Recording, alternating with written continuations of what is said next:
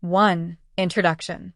Friends, if you're someone who truly appreciates powerful storytelling, unforgettable characters, and emotionally rich cinema, then you absolutely must watch the classic 1996 film Sling Blade.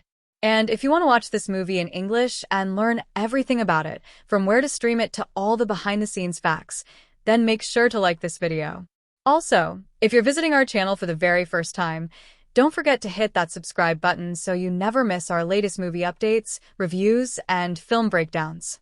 Today's video is dedicated to a film that has left a deep impact on audiences around the world. A film that proves you don't need flashy effects or massive action scenes to create something truly unforgettable. We're talking about Sling Blade, a movie that has earned its place as one of the finest dramas of its time. In today's video, we're going to explore this movie in full detail. We'll talk about what Sling Blade is all about, what makes it so special, and where exactly you can watch it today, whether that's on popular OTT platforms like Netflix, Amazon Prime Video, Hulu, or maybe even on a satellite TV channel. I'll make sure to give you the latest info so you know exactly where to find it. But that's just the beginning. We're going deep into the technical side of the film, how it was shot, who was behind the camera, and how the movie's unique visual style adds to its atmosphere. We'll take a closer look at the incredible direction by Billy Bob Thornton, who not only directed the film but also wrote the screenplay and played the lead role. You'll get to hear all about the music of the film, which plays a huge role in building the emotional tone. We'll also touch on the pre-production phase, how the film was planned, where it was shot, how long the filming took, and what challenges the team faced along the way.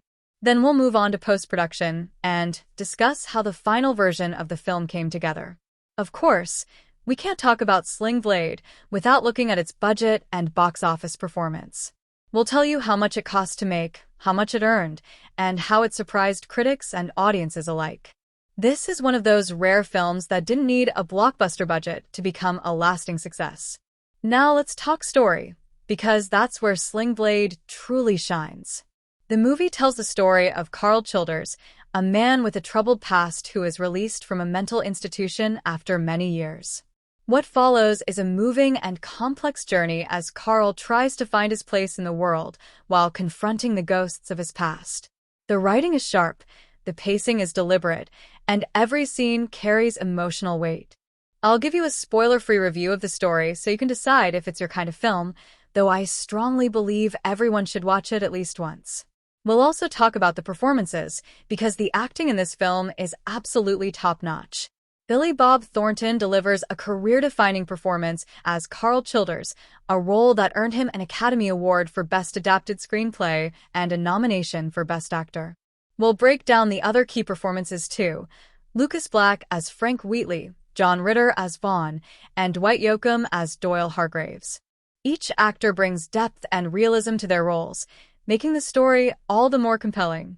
And don't worry, we're not skipping the fun stuff. I'll also be sharing some fascinating facts and trivia about the film. Did you know that Sling Blade actually started as a short film? Or that Thornton had to battle to get the full-length feature made on a limited budget? There are so many interesting stories about how this film came to life, and I'm going to share them all with you in this video. So friends, whether you're a die-hard movie lover or just someone looking for something meaningful to watch, this video is for you. Stay with us till the end, because I promise you'll walk away not only with a new appreciation for Sling Blade, but also with all the information you need to enjoy this film the right way.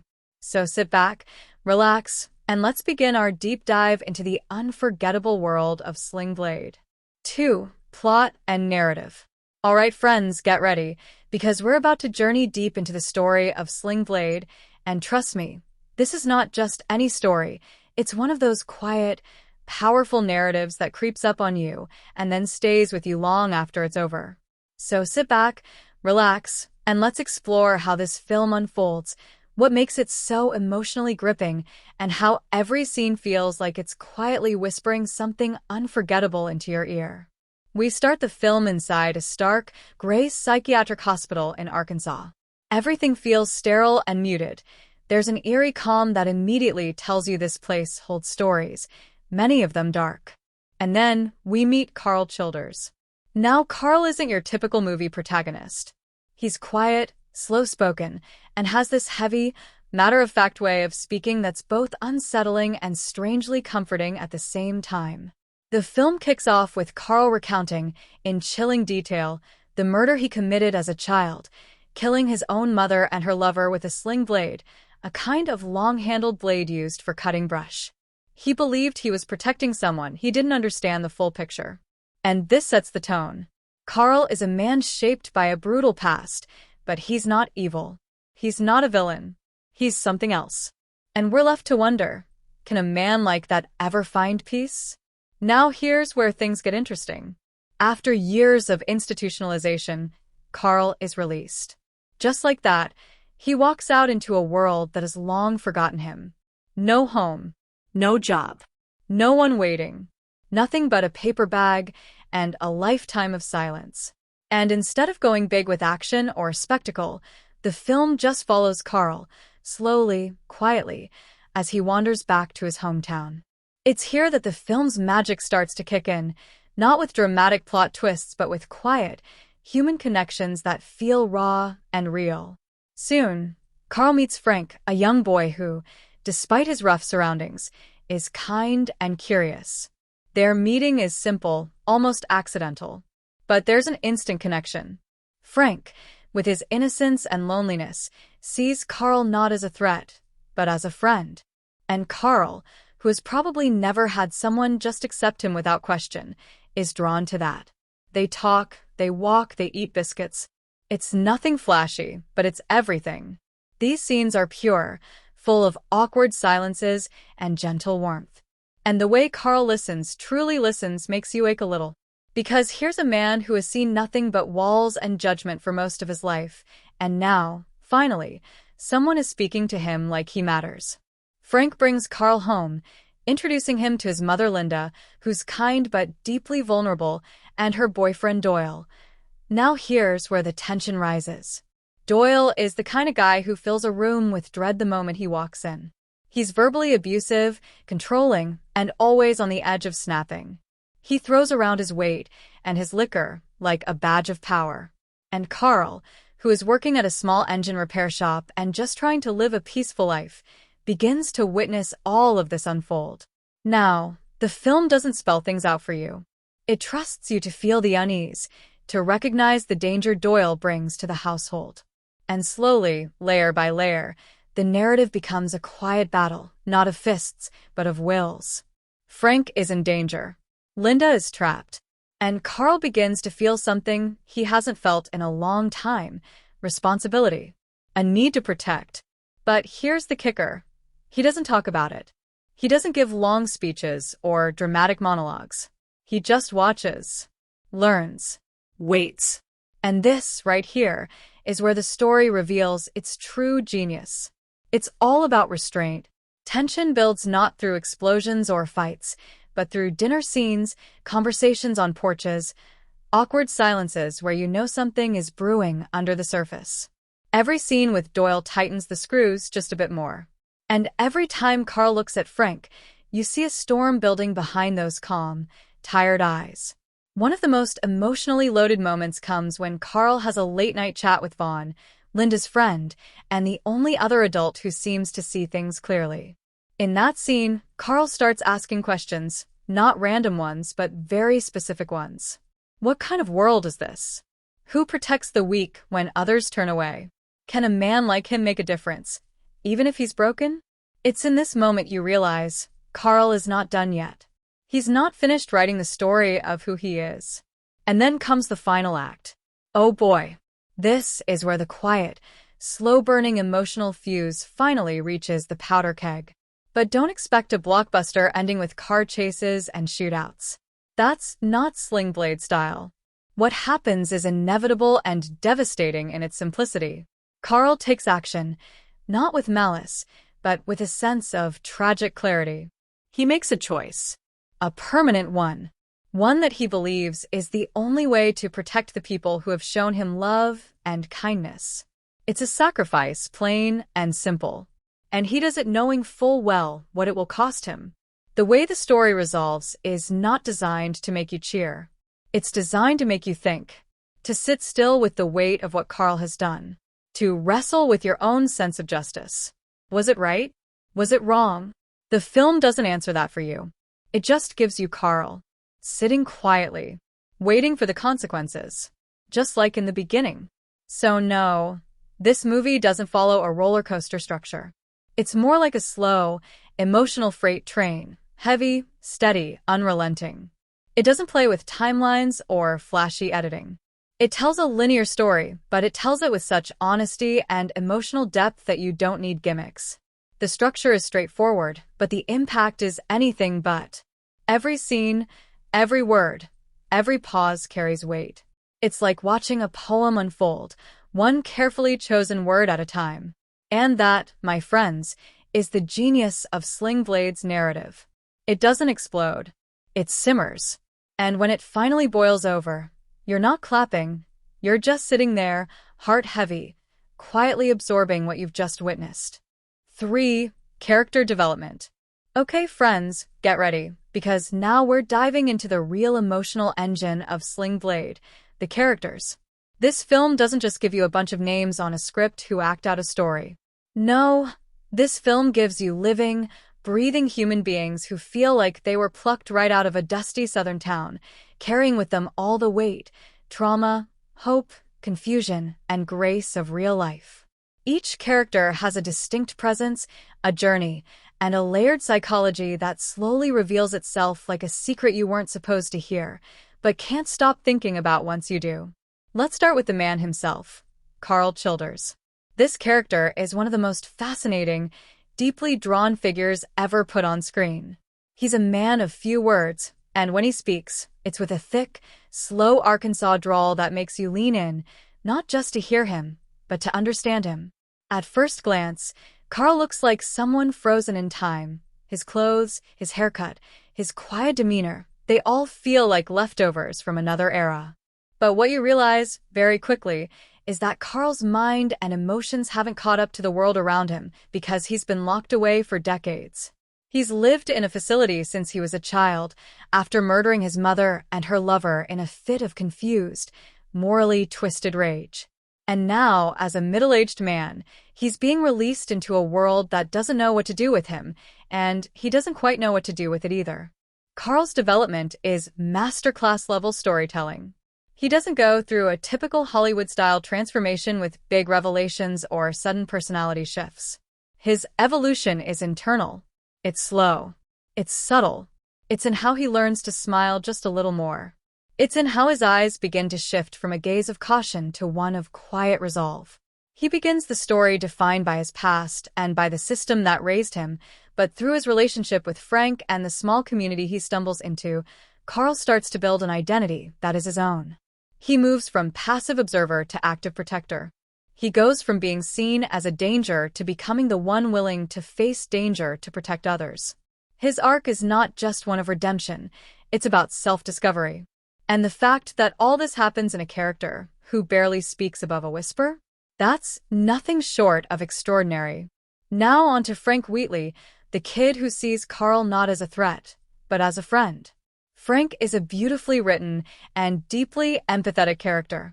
He's a little boy who's already seen too much. His father is gone, his mother is emotionally overwhelmed, and his home life is dominated by the abusive, toxic presence of Doyle. Frank isn't the overly precocious, wise beyond his years movie kid. He's just a child trying to make sense of a messy, frightening world. What's remarkable about Frank is his emotional honesty. He says what he feels.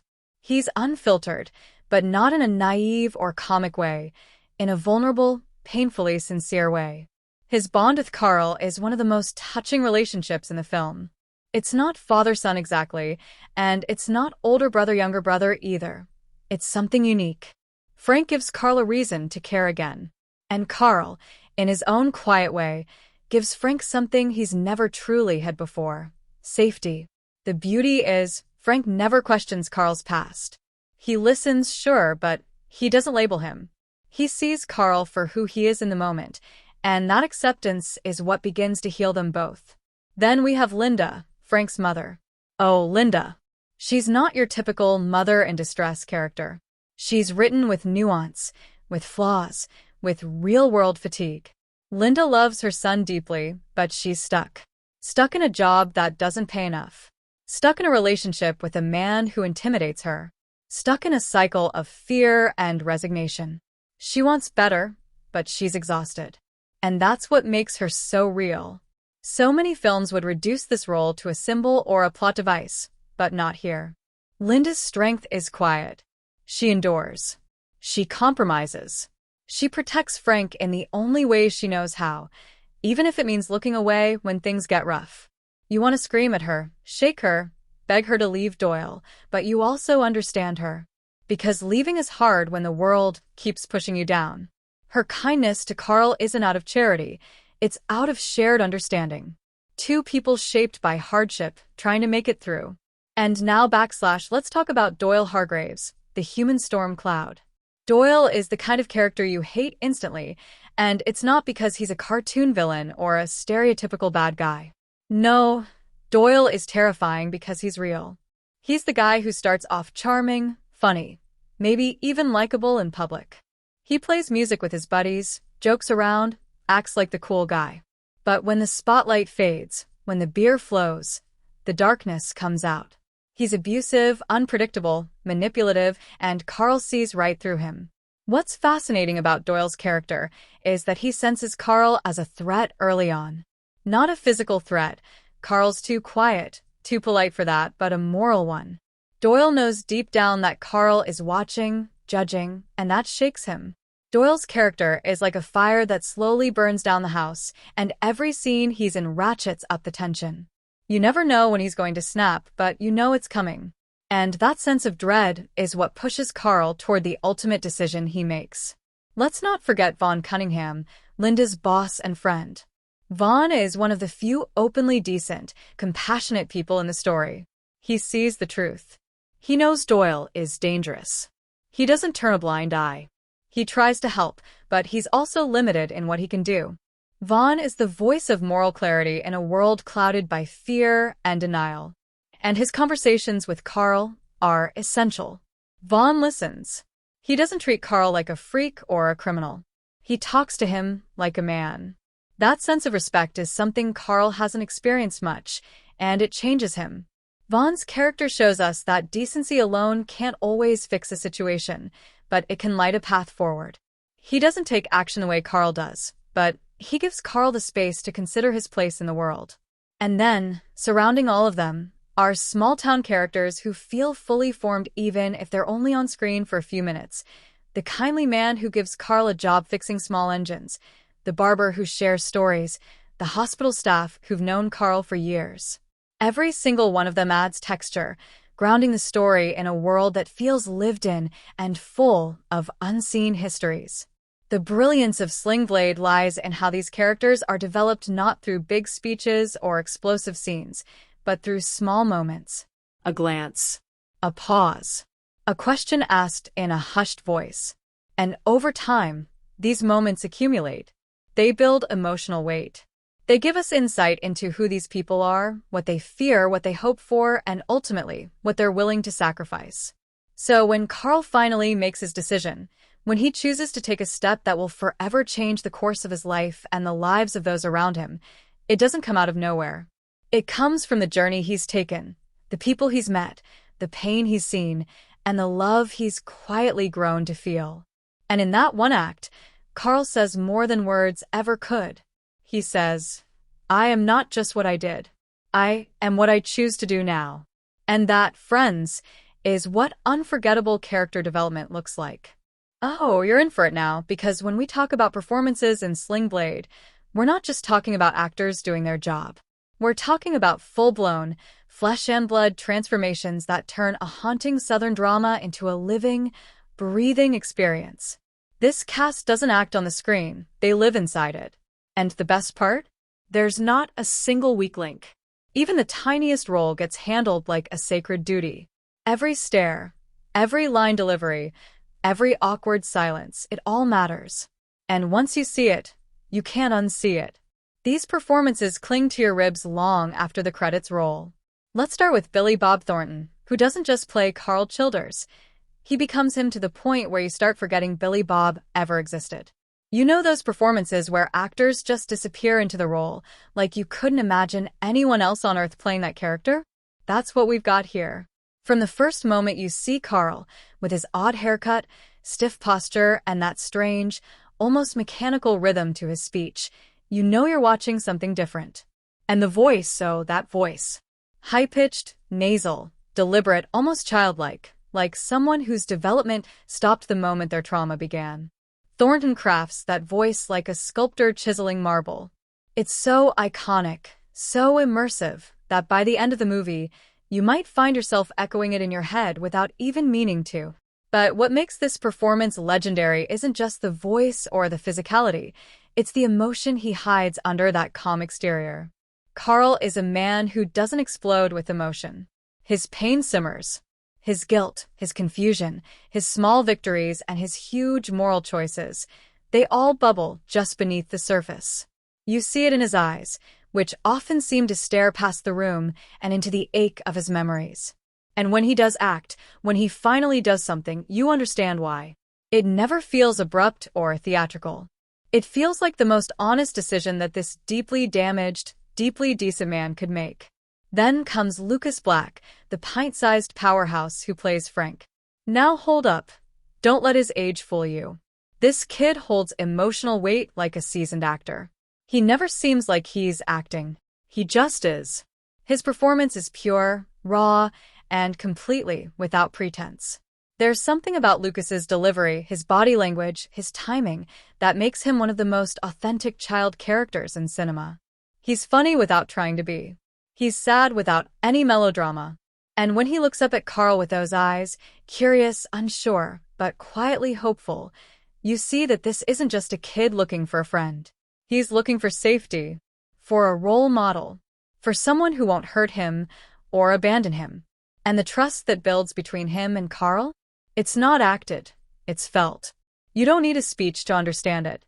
Just a long look, or a quiet moment by a pond, or the way Frank leans in close when Karl tells a story. That's powerful stuff. Now, let's flip the coin and talk about Dwight Yoakam as Doyle, the guy you love to hate, the villain of the piece. And not a flashy movie villain kind of bad guy. Nope. Doyle is the kind of terrifying that sneaks up on you. He's the guy who shows up late to a barbecue, slurs his words, makes jokes at everyone's expense, then suddenly flips the table over because someone touched his guitar. Yoakam plays him with such an eerie kind of realism that you feel nervous when he's on screen. There's always this underlying tension, like anything could set him off. His body language is slouched and territorial. His voice is full of bite, even when he's trying to sound charming. And when he yells, it cuts through the room like a buzzsaw. It's one of those performances where you find yourself flinching, not because of what he might do, but because you know what guys like him are capable of. Yoakam doesn't just act like a monster. He embodies the insidious kind of domestic abuser who hides behind beer bottles and bravado until someone finally stands up to him. And you can't look away. Natalie Canerday as Linda brings this aching, heartbreaking complexity to her role as Frank's mother. She's one of those performers who doesn't perform in the theatrical sense. She just tells the truth. Every scene she's in feels so grounded, like you're watching a woman who's been quietly surviving for years. She loves her son, no question. She wants to believe in better days. But she's tired. She's scared. And Canerday lets all of that live in the corners of her performance. The way she speaks softly when Doyle's nearby. The way she doesn't finish her sentences when she's overwhelmed. The way she forces a smile for Karl because, for once, someone's treating her like a human being. She's a character you want to rescue, but you also respect her resilience. She's doing the best she can in a situation that feels like quicksand. And Canerday captures all of that with no gimmicks, just grace. Now for the surprise heart of the film. John Ritter as Vaughn Cunningham. Ritter steps so far out of his usual comedic wheelhouse that if you didn't know it was him, you might never guess. Vaughn is soft-spoken, thoughtful, and one of the only characters who treats everyone, especially Karl, with decency from the start. There's no judgment in Vaughn, just curiosity, empathy. And Ritter plays him with such subtlety that you almost don't realize how important he is until later. But he's like the conscience of the film, the guy who says the quiet thing out loud. He sees the warning signs. He offers a hand when no one else will. And he does it without ever turning into a savior or a hero. Just a good man trying to do right. Ritter gives Vaughn a depth that makes you wish more people in real life were like him. Even the one-scene wonders are unforgettable. J.T. Walsh delivers a haunting, bone-chilling monologue as Charles in the psychiatric hospital. It's just a few minutes long, but it hits like a hammer. He talks so casually about horrors that you don't know whether to be shocked or sickened. And yet, you can't stop listening. It's like watching someone peel back the layers of a warped human mind, and Walsh does it with such calm detachment that it's almost worse than if he'd screamed. It's acting that doesn't just tell a story, it shakes you awake. So, what we're looking at in Sling Blade is not just great acting, it's a complete ecosystem of performances. Every actor shows up ready to do the work. No one phones it in. No one oversells it. They all treat the material with a kind of reverence, a trust in the script and the characters that you can feel in every scene. And the result? A film that feels not like fiction, but like a haunting, lived-in memory. These performances don't just make the movie, they are the movie. And you carry them with you long after the lights go out. Alright, let's go all in, because when you're talking about the direction of Sling Blade, you're talking about something quietly revolutionary. Billy Bob Thornton doesn't just direct this film, he breathes it into existence. You can feel his fingerprints on every single frame, not in an egotistical look what I did kind of way, but in the sense that this story was poured straight out of his soul onto the screen. And the most impressive part? He does it all, without screaming for attention. There's no director's vanity project here. Instead, what you get is a man who clearly loves his characters, respects the world they live in, and trusts his audience enough to take the scenic route through one of the most emotionally loaded narratives ever captured on film. Let's talk about tone, because Sling Blade has one of the most distinctive tones you'll ever encounter. The atmosphere is thick with stillness, and not the empty kind, the pregnant kind. Every quiet second feels like it's holding something under the surface. That's not just about writing or acting. That's pure, deliberate directorial choice. Thornton doesn't fill scenes with noise or drama. He leans into the uncomfortable silence. He lets the hum of fluorescent lights or the chirp of insects in the distance take center stage. The tone he crafts is hypnotic. It's unsettling. It's intimate. And it sneaks up on you. It lingers even after a scene ends. You feel it settle in your chest and just stay there. And it's not just tone, it's mood. That lingering sadness, the constant tension beneath the calm, that sensation of watching something tragic and tender unfold in slow motion, it's all baked into the way Thornton stages his scenes. Whether you're in a dusty living room, a diner booth, or the shade of a backyard tree, he makes you feel like you've been there before. Not because it's your story, but because he makes it so achingly real that you can't help but draw your own memories into it. There's a kind of universality to the mood, even as the story is intensely personal. Now, let's get into stylistic choices, because yes, they're subtle, but they're bold in their restraint. Thornton isn't trying to impress you with flashy camera movements. He's not zooming in for melodramatic close-ups or cutting quickly between reaction shots. His camera lingers. It observes. It gives characters space. Scenes unfold like memories, unrushed, raw, and without distraction. Long takes allow the actors to breathe, to exist, to build their emotions instead of snapping to a reaction. He often frames characters in wide or medium shots, letting their environment tell part of the story. Karl, especially, is often shown with distance, not to alienate us, but to constantly remind us of his emotional isolation and the space he feels from the rest of the world. And let's talk pacing, because it's a daring move in a world where most films are terrified of losing your attention. Sling Blade doesn't rush. It refuses to. And that's the genius of it. The pacing is a slow burn, but it's not boring, it's meditative. It forces you to sit with the characters, to stew in their dilemmas, and to absorb the weight of each moment. This isn't a movie you just watch. It's one you soak in. By the time something dramatic happens, You're so emotionally invested that it feels less like a plot twist and more like a natural consequence of everything that's come before. It's a kind of narrative patience that very few directors have the confidence to pull off. Then there's the narrative vision. Thornton knows exactly what story he's telling, and he never wavers from that vision. There's a moral backbone to the film, but it's never preachy. It's never spelled out. He's not leading you by the hand. He's offering you a window into a complex world and trusting you to make sense of it. And the way he weaves that vision through visuals is nothing short of masterful. Every scene feels thematically loaded.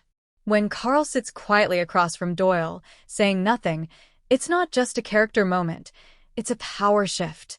When Karl tells a story under the stars, it's not just backstory, it's a reflection of trauma, guilt, and unresolved anger. And when the film finally reaches its climax, it doesn't feel like a scripted movie moment. It feels like an inevitable, heartbreaking decision made by a man who has wrestled with his demons and chosen peace for someone else at the cost of his own. Thornton also has a director's eye for humanity. That might sound simple, but it's rare. He doesn't create caricatures or symbols. He creates people. Messy, complicated, fragile people. He gives every character, no matter how minor, a sense of history. They all feel like they existed before the story began, and will continue to exist long after it ends. He doesn't cast judgment. He doesn't paint villains in bold red strokes or heroes in glowing light. Even Doyle, the most detestable character, is filmed like a real man, not a monster. That realism is what makes his actions more frightening. And Karl. Well, Karl is directed with the kind of compassion that most characters in fiction rarely get. Thornton walks a tightrope, showing Karl as mentally challenged, emotionally scarred, socially awkward, and yet profoundly wise in his own way. That's not just great acting, it's a directorial tightrope walk done without a safety net. And let's not forget music and sound. The soundtrack is subtle, sparse, and emotionally charged without ever being manipulative. Thornton uses music like seasoning, just enough to add flavor without overpowering the natural taste of the scene. When it kicks in, it means something. When it doesn't, you still feel the emotional undercurrent through the ambient sounds, distant traffic, rustling leaves, a lawnmower humming down the street. It all grounds you, connects you to the place. You don't just watch Sling Blade, you inhabit it.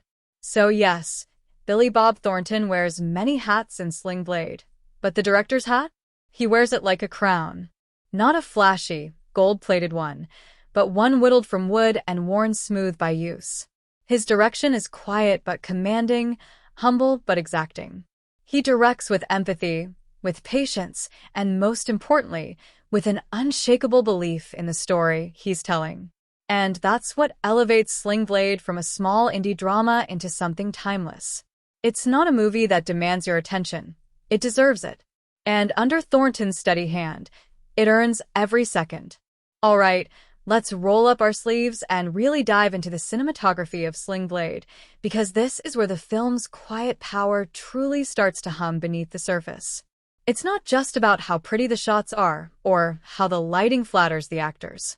No, this is storytelling through images, visual poetry spoken in a southern drawl. Barry Markowitz, the film's cinematographer, doesn't paint with loud colors or grandiose gestures. He whispers in light and shadow. He tells you everything you need to know about the characters, the setting, and the emotional terrain, not through dialogue, but through the lens. First off, let's talk about stillness. Stillness is a character in this film. The camera doesn't move unless it needs to. There are no unnecessary pans, no dramatic dolly shots, no whip cuts. The stillness feels like reverence, like the camera is kneeling down in front of these characters, not to worship them, but to listen carefully to what their lives are saying. The scenes feel lived in. The spaces, homes, diners, porches, aren't dressed up for the camera. They're presented plainly, authentically. You can almost smell the wood paneling and feel the humidity clinging to the furniture. That's not an accident. That's the cinematography doing quiet, invisible labor to immerse you. One of the most important tools Markowitz uses is natural light, and it's everywhere. The sun doesn't shine brightly here. It slants in through windows, casting soft golden lines across faces and walls. It brings warmth to Karl's moments with Frank and Linda, and it cools down when things take a darker turn. The entire film feels like it's happening during the magic hour of memory, right before the sun goes down, when everything is just soft enough to feel gentle, but just dim enough to carry sadness. The use of shadow is subtle, not theatrical. It's the kind of shadow you find in a room where the curtains are only half open, not dramatic, but emotionally loaded. It gives you that feeling that something is always being held back, hidden, waiting. Framing is another language this film speaks fluently. Karl is often framed alone, even when he's in a group. In conversations, the camera sometimes pulls back just enough to make you aware of the space between him and the other person. That space means something. It's not just air, it's alienation. It's history. It's trauma. Then, when Karl begins to form a bond, especially with Frank, you'll notice the frames shift subtly. The camera closes in. It's more intimate. There's more eye-level symmetry. It's like the film is saying, he's starting to feel seen. There are also a lot of frames within frames, Karl viewed through a window or standing in a doorway or seen from behind a screen. These choices are never loud, but they're so deliberate. They tell you he's still separate from the world. He's always just one step removed.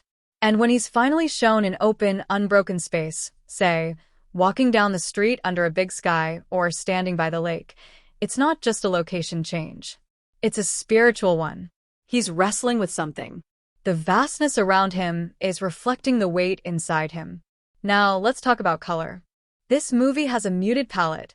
Lots of earth tones, washed-out blues, faded reds. Nothing pops because nothing in these characters' lives is meant to pop. This is not a world of bright colors or clean lines.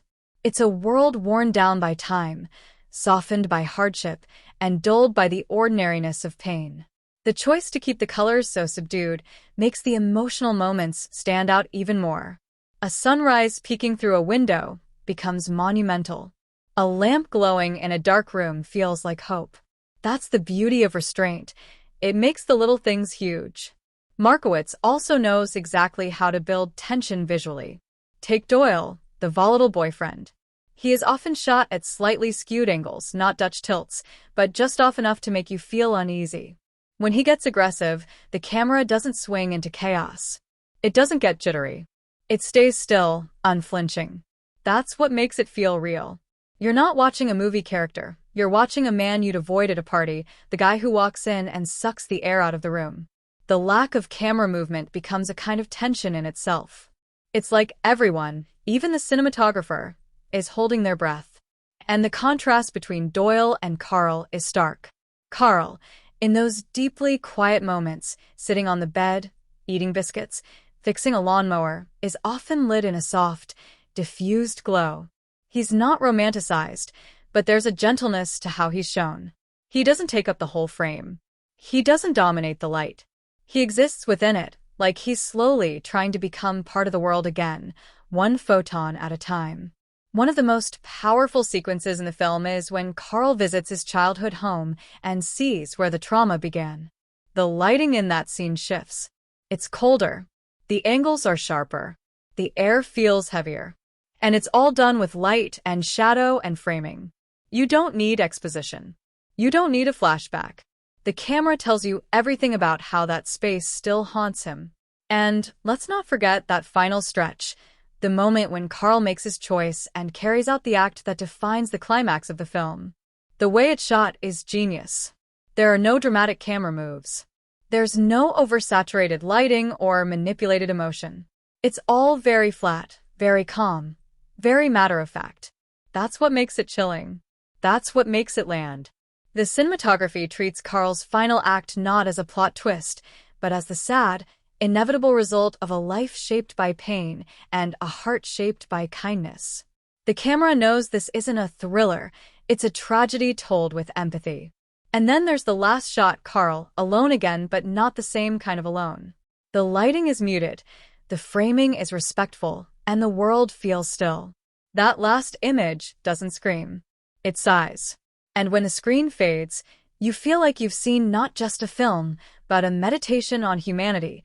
captured through a lens that cares deeply about the people it's filming. So yes, Sling Blade's cinematography isn't flashy. It's not made to impress, it's made to express. It's slow, soft, patient, and rich with emotional texture. It doesn't just support the story. It is the story, told in light and shadow, distance and closeness, movement and stillness. It's a quiet masterclass in how to make the camera a character without ever letting it steal the spotlight. Alright, let's go deeper into the editing and pacing of Sling Blade, because the more you sit with this film, the more you realize the real magic isn't always in what's said or done, but in how long it takes to say it, how long it lingers after it's said, and what's left in the silence in between. This is not a film that's afraid to take its time. In fact, it demands you slow down and meet it on its terms. The editing is not trying to impress, it's trying to feel. Every transition, every beat, every held frame is part of the story's emotional fabric. And oh, what a fabric it is. Let's start with the rhythm of the movie, because it beats more like a Southern folk song than a Hollywood score. It has this patient, steady pulse to it, like a slow walk through a small town at dusk. You hear the crickets, you smell dinner being made through open windows, and you wave at someone on a porch who's been sitting there for hours. The film's pacing mirrors this way of life. It's not frantic. It's not chaotic. It trusts that if the characters are interesting enough and the emotions are honest enough, you won't need car chases or quick cuts to stay engaged. And you don't. Because this kind of pacing allows for moments, real, breathing moments, to happen. And that's a gift most films don't give anymore. The editing here works like storytelling by a wise old uncle. He's not in a rush to get to the point because he knows the beauties in the telling. Scenes unfold gradually, with a kind of reverence for stillness. And what's remarkable is that this doesn't feel like a drag. It feels right. It's like the film is allowing the characters to arrive at their truths in real time. You feel like you're sitting there with Karl as he processes the world. The silences aren't empty. They're packed with thought, with pain, with moral struggle. And the editing gives them room to breathe. Transitions between scenes don't scream, "Look at me." There's no dramatic crossfades or aggressive shifts. Sometimes, it almost feels like you're drifting gently from one moment to the next, like floating down a slow-moving river. You never feel thrown. The tone is so consistent, so carefully maintained, that the story unfolds with an almost meditative quality. It's quiet, but never dull. Slow, but never static. It's like watching someone whittle a piece of wood into something meaningful, simple actions performed patiently that eventually shape something powerful. But just because the film's slow doesn't mean it lacks momentum. In fact, that's the real trick the editing pulls off. It creates forward movement without ever speeding up. How? It's all about emotional layering. Each scene deepens the characters, adds new complications, raises quiet questions. The stakes don't explode, they accumulate. One conversation with Frank might seem small, but then you get another, and soon there's a bond there that feels earned. The editing lets that bond take root. It doesn't rush the process. It knows that the emotional payoff comes because of the time invested, not in spite of it. Take Karl's long walk through town, for instance. The scene isn't cut down to just point A to point B. It's about the walk. It's about what it means to Karl to be free, to be among people again. The film lets him walk.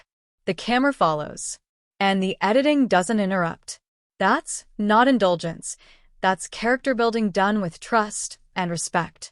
The editor isn't just moving the story forward, they're sculpting a psychological portrait, one slow cut at a time. Now, let's look at how the pacing changes with mood. When Karl is around Frank and Linda, the editing breathes. There's more light, more space between lines, more openness. But when Doyle enters the room, everything subtly tightens. Not suddenly, not drastically, but you feel it. The cuts come just a little faster. The silences are a little sharper. The rhythm gets clipped. It's almost imperceptible, but it changes how you feel.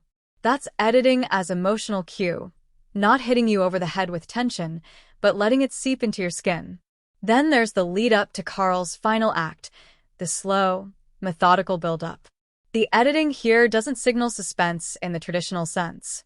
There's no music stabs, no frantic camera movement. But the pacing shifts. It becomes more focused. The scenes narrow in on Karl. His movements become more deliberate.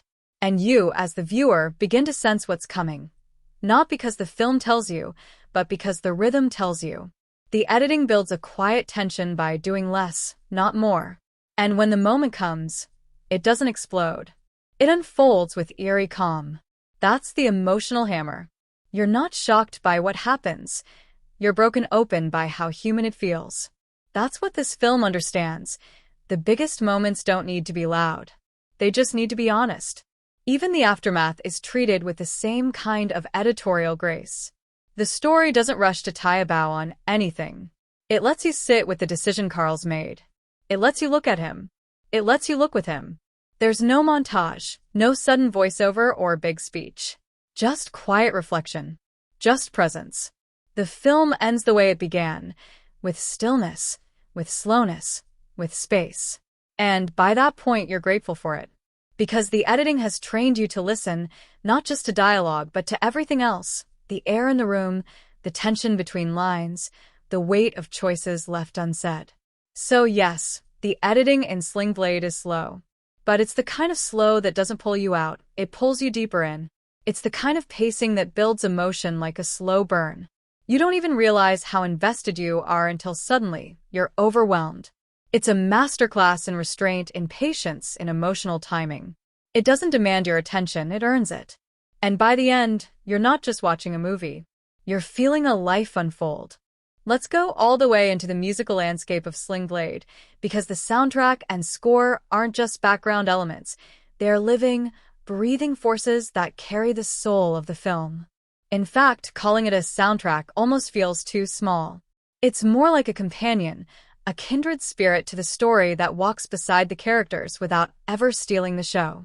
It's subtle, atmospheric, and almost spiritual in its restraint, and yet it holds enormous emotional weight. It's like music made from memory, fragile, hazy, but deeply rooted in something real. Daniel Lanois, the man behind the score, is no stranger to emotional landscapes. He's worked with the likes of Bob Dylan and U2, and he brings that textured, emotional intuition into this film like a ghostwriter of feelings. His compositions don't announce themselves with fanfare. They drift in like a breeze through a screen door, and suddenly you realize your chest feels tighter and your eyes are stinging a little. That's not just music doing its job. That's music becoming part of the fabric of the story. Let's talk texture, because this score is dripping with it. You get these slow, aching guitar notes, steel strings that sound like they've been soaked in whiskey and sun. There's an ambient quality to much of it, as if the music is suspended in the same humid air as the story. It doesn't rise and fall dramatically. It swells gently, like thoughts forming in Karl's mind. It feels hand-played, handcrafted, like someone sitting in the corner with a slide guitar and a broken heart, following the characters with quiet understanding. No digital gloss. No studio bombast. Just raw, emotional resonance. The genius of this score lies in how little it tries to do and how much it actually does. Lanois doesn't use music to cue your emotions with a neon arrow. He uses it like a painter uses shadow. He lays in mood with the lightest of touches, trusting that the audience will meet the story halfway. The result is a film that feels like its world, slow, reflective, wounded, but not without hope. There's no big moment, music that suddenly swells when Karl has an epiphany or when Doyle turns dangerous. Instead, you get music that hums underneath, creating a soft, persistent ache. It's not emotional manipulation. It's emotional suggestion. And silence, oh, the silence. This film uses silence the way a sculptor uses space. It's not just the absence of music, it's the presence of something else. It's heavy, loaded with thought, with anticipation, with unresolved feelings. There are scenes where you're sitting in the quiet with Karl, and the lack of score becomes almost deafening. You're forced to sit in it, feel it, breathe it. It's like the film knows your heartbeat will adjust to the silence, and when the music does return, it feels like a sigh, or a secret, or the turning of a page. That's musical restraint at its most powerful. Now, there are a few standout compositions that deserve special mention, not because they explode with drama, but because they don't. One piece, often referred to simply as the Maker, features Lanoy's signature slide guitar in a hypnotic loop that feels like it's circling around Karl's thoughts. It plays like memory or regret, or the ache of knowing what you have to do before you actually do it. It's so quiet, so unobtrusive, but if you listen closely, it's telling the whole story. Another piece, used during Karl's introspective moments, is barely there, just a few notes, spaced apart like distant footsteps. But in the context of Karl's emotional journey, it lands like thunder. The integration of natural sounds into the audio landscape is also brilliant. Crickets, wind, screen doors creaking, trucks rumbling in the distance. These sounds bleed into the score so seamlessly you can't always tell where the world ends and the music begins. That's not accidental. That's Lanoy blending score with sound design to create something organic and immersive. It's not just Southern Gothic atmosphere. It's lived in. You're not watching a movie. You're sitting inside one. And what's truly impressive is how the score manages to reflect Karl's internal world. His mind doesn't race. His emotions don't spike. He processes everything slowly, with the weight of experience, and the score mirrors that perfectly. It's not afraid of melancholy. It's not afraid of stillness. In fact, it embraces both. There's a dignity in the music, a quiet strength that matches Karl's own. Even as he prepares to do something dark, something violent, the music never turns aggressive. It stays with him. It respects him. It honors the complexity of his choice without trying to soften or dramatize it. Even the end credits are a moment to reflect. The music plays like a benediction, a final chapter written in chords instead of words. By the time the credits roll, you don't just hear the music. You feel it in your gut. It's not a coda. It's a continuation of the story, letting you carry its tone out into the real world. So no, this isn't the kind of score you'll blast in your car. You won't find sweeping violins or epic crescendos. But what you will find is atmosphere, emotion, honesty, and above all, a kind of musical storytelling that doesn't draw attention to itself but elevates everything it touches. The music of Sling Blade doesn't want applause. It just wants to sit quietly with you, and maybe, just maybe, change the way you feel about silence. Oh, you want to go deeper? Buckle in, because Sling Blade doesn't just flirt with heavy themes. It dives headfirst into them like a stone sinking into deep, dark water. The film is practically humming with subtext, layered in silence, stares, and the weight of things that go unsaid. These aren't just themes you can jot down in a notebook. They're the kind that stick to your ribs. They rattle around in your brain long after the movie's over, quietly reworking how you think about people, pain, justice, and what it means to be good in a very bad world.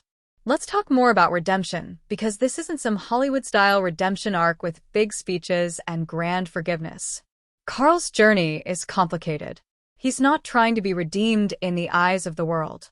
He's not out to convince anyone he's changed. In fact, he seems to believe he's beyond salvation. What's haunting is how quiet that belief is. He's not tortured or self-pitying. He just accepts his guilt the way someone accepts gravity. And yet, you watch him move through this world, trying to do right, especially by Frank. It's not a redemption tale written in capital letters.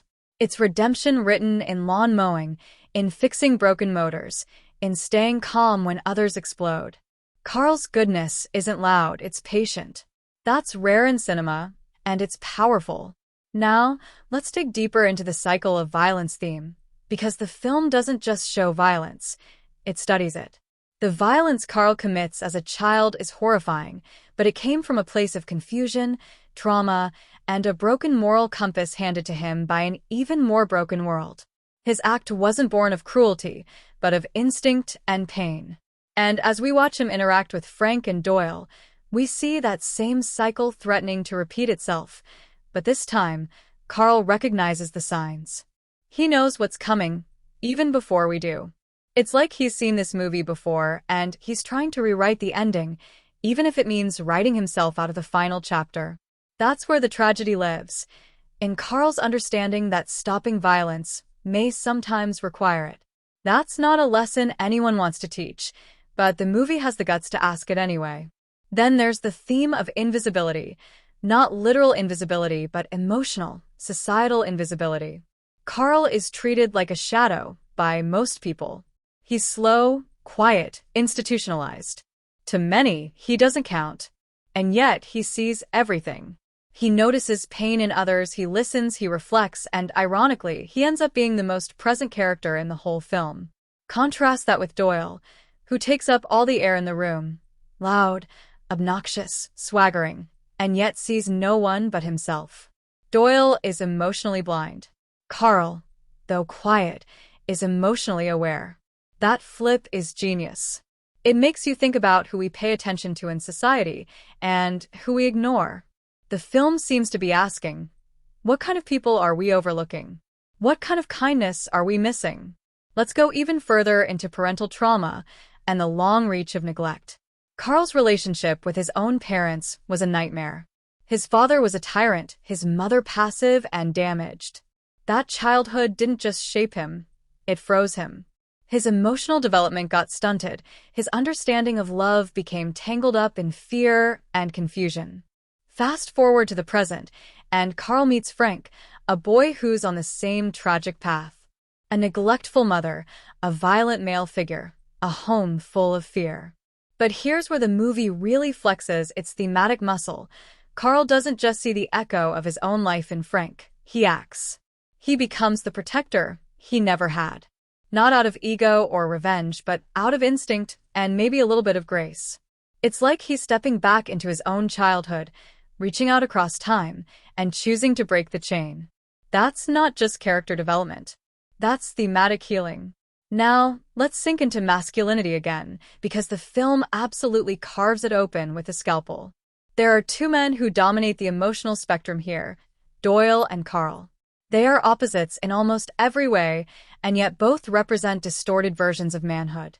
Doyle is toxic masculinity in a nutshell. Loud, threatening, insecure, domineering. He believes power comes from control. Karl, on the other hand, is soft-spoken, deliberate, physically strong but emotionally grounded. He speaks when necessary, and when he does, it's with clarity, honesty, and a kind of sad wisdom. He never uses his strength to intimidate. That contrast lays bare a bigger question. What does it really mean to be a man? Is it about force and control? Or is it about protection, listening, and standing up quietly when no one else will?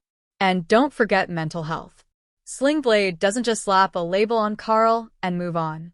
It asks us to live with him, to understand him. He's not portrayed as some caricature or monster. He's not the crazy guy trope.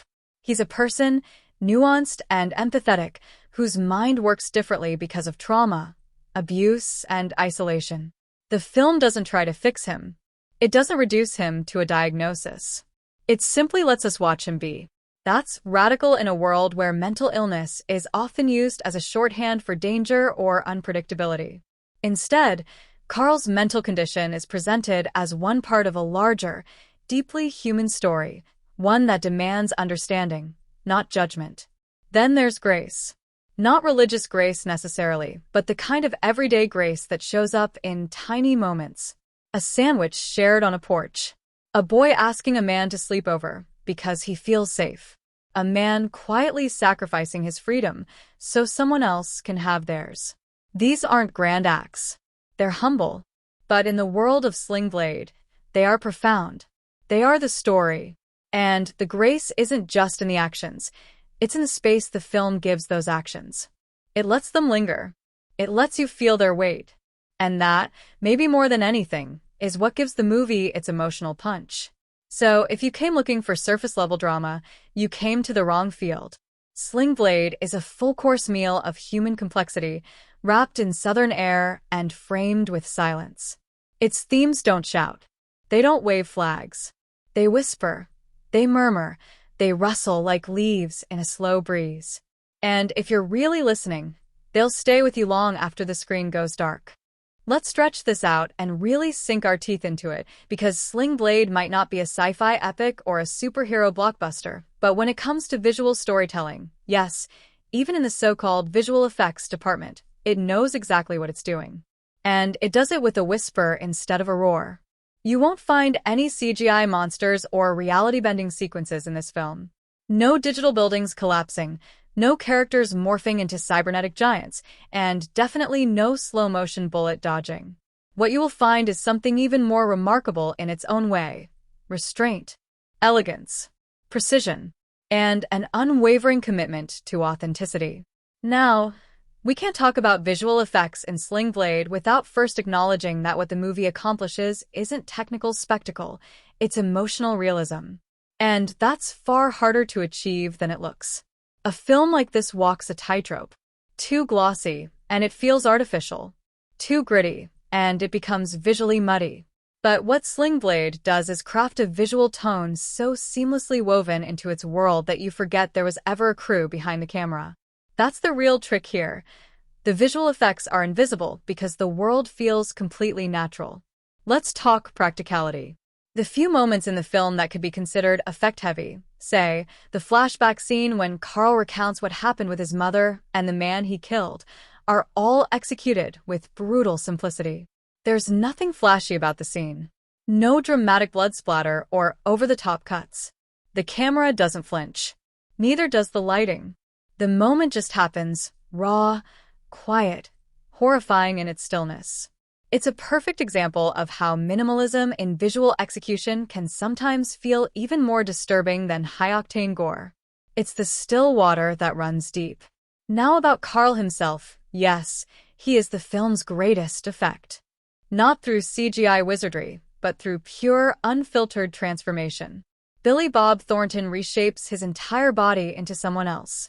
He slouches, he drags a speech, he squints through heavy brows like he's constantly trying to see through layers of memory and regret. His jaw juts out as if he's permanently bracing for impact. It's not prosthetics. It's not digital enhancement. It's an actor using his own body as a special effect. And believe it or not, it's just as impressive as any motion capture performance. Maybe more so, because there's nothing between him and the lens. It's just him, his choices, and the burden of the character he's carrying. But let's not pretend that Sling Blade is completely devoid of visual artistry. Because what it lacks in digital flair, it makes up for in atmospheric detail. The film leans heavily on its surroundings to tell the story. The back roads of rural Arkansas become a kind of living set: overgrown grass, faded billboards, wooden shacks that look like they've been weathered by 30 summers too many. That's not CGI set extension. That's the real deal. And the beauty of it is how the camera captures these elements in a way that feels almost documentary-like. The dirt is real. The humidity seems to hang in the air. You can practically smell the gasoline and motor oil in that repair shop. That's immersion without a single VFX shot. And that's powerful. There's also something to be said about the lighting and how it plays into the film's visual tone. No flashy color grading or futuristic hues here, just natural light, sometimes bleak, sometimes warm, depending on the emotional temperature of the scene. When Karl is in the hospital at the start, the lighting is sterile, fluorescent, suffocating. But when he's out in the world, in that small town where he slowly builds a bond with Frank, the light softens. It's subtle, but it creates a contrast between past and present, confinement and freedom, without ever calling attention to itself. It's visual storytelling without digital gloss. Even the sound design plays like a kind of invisible visual effect. Because silence in Sling Blade often feels like a visual presence. Scenes hang in quiet tension. You become hyper-aware of little movements, a door creaking, a chair scraping across the floor. These aren't enhanced with sound libraries and audio explosions. They're captured with an intimacy that makes the whole experience feel tactile. You don't just watch Sling Blade, you sit in the room with it. You breathe its air. So while the film doesn't boast high-concept special effects or CGI-driven action, it does boast a mastery of the invisible art. It understands that not all effects are seen, they're felt. The restraint becomes the power. The lack of digital spectacle becomes a kind of quiet rebellion against an industry obsessed with excess. And in doing so, Sling Blade delivers a world so emotionally convincing, so visually honest, that you don't even notice how immersive it is. That's not just clever, it's genius. And when you finally step away from the film, when the final frame fades and the last note of the score drifts into silence, you realize that was the effect. The way it burrowed in without pyrotechnics, without spectacle, without ever announcing itself. The way it made you feel like you'd seen something real, something raw, something true. That's the kind of visual trick that sticks with you. Not in your eyes, but in your bones. Let's open this one up fully, because the visual storytelling and production design in Sling Blade isn't just about creating a place, it's about creating a truth. This isn't a film where the sets are just backgrounds or eye candy. These locations carry weight. They hold memories. They're soaked in atmosphere and psychology.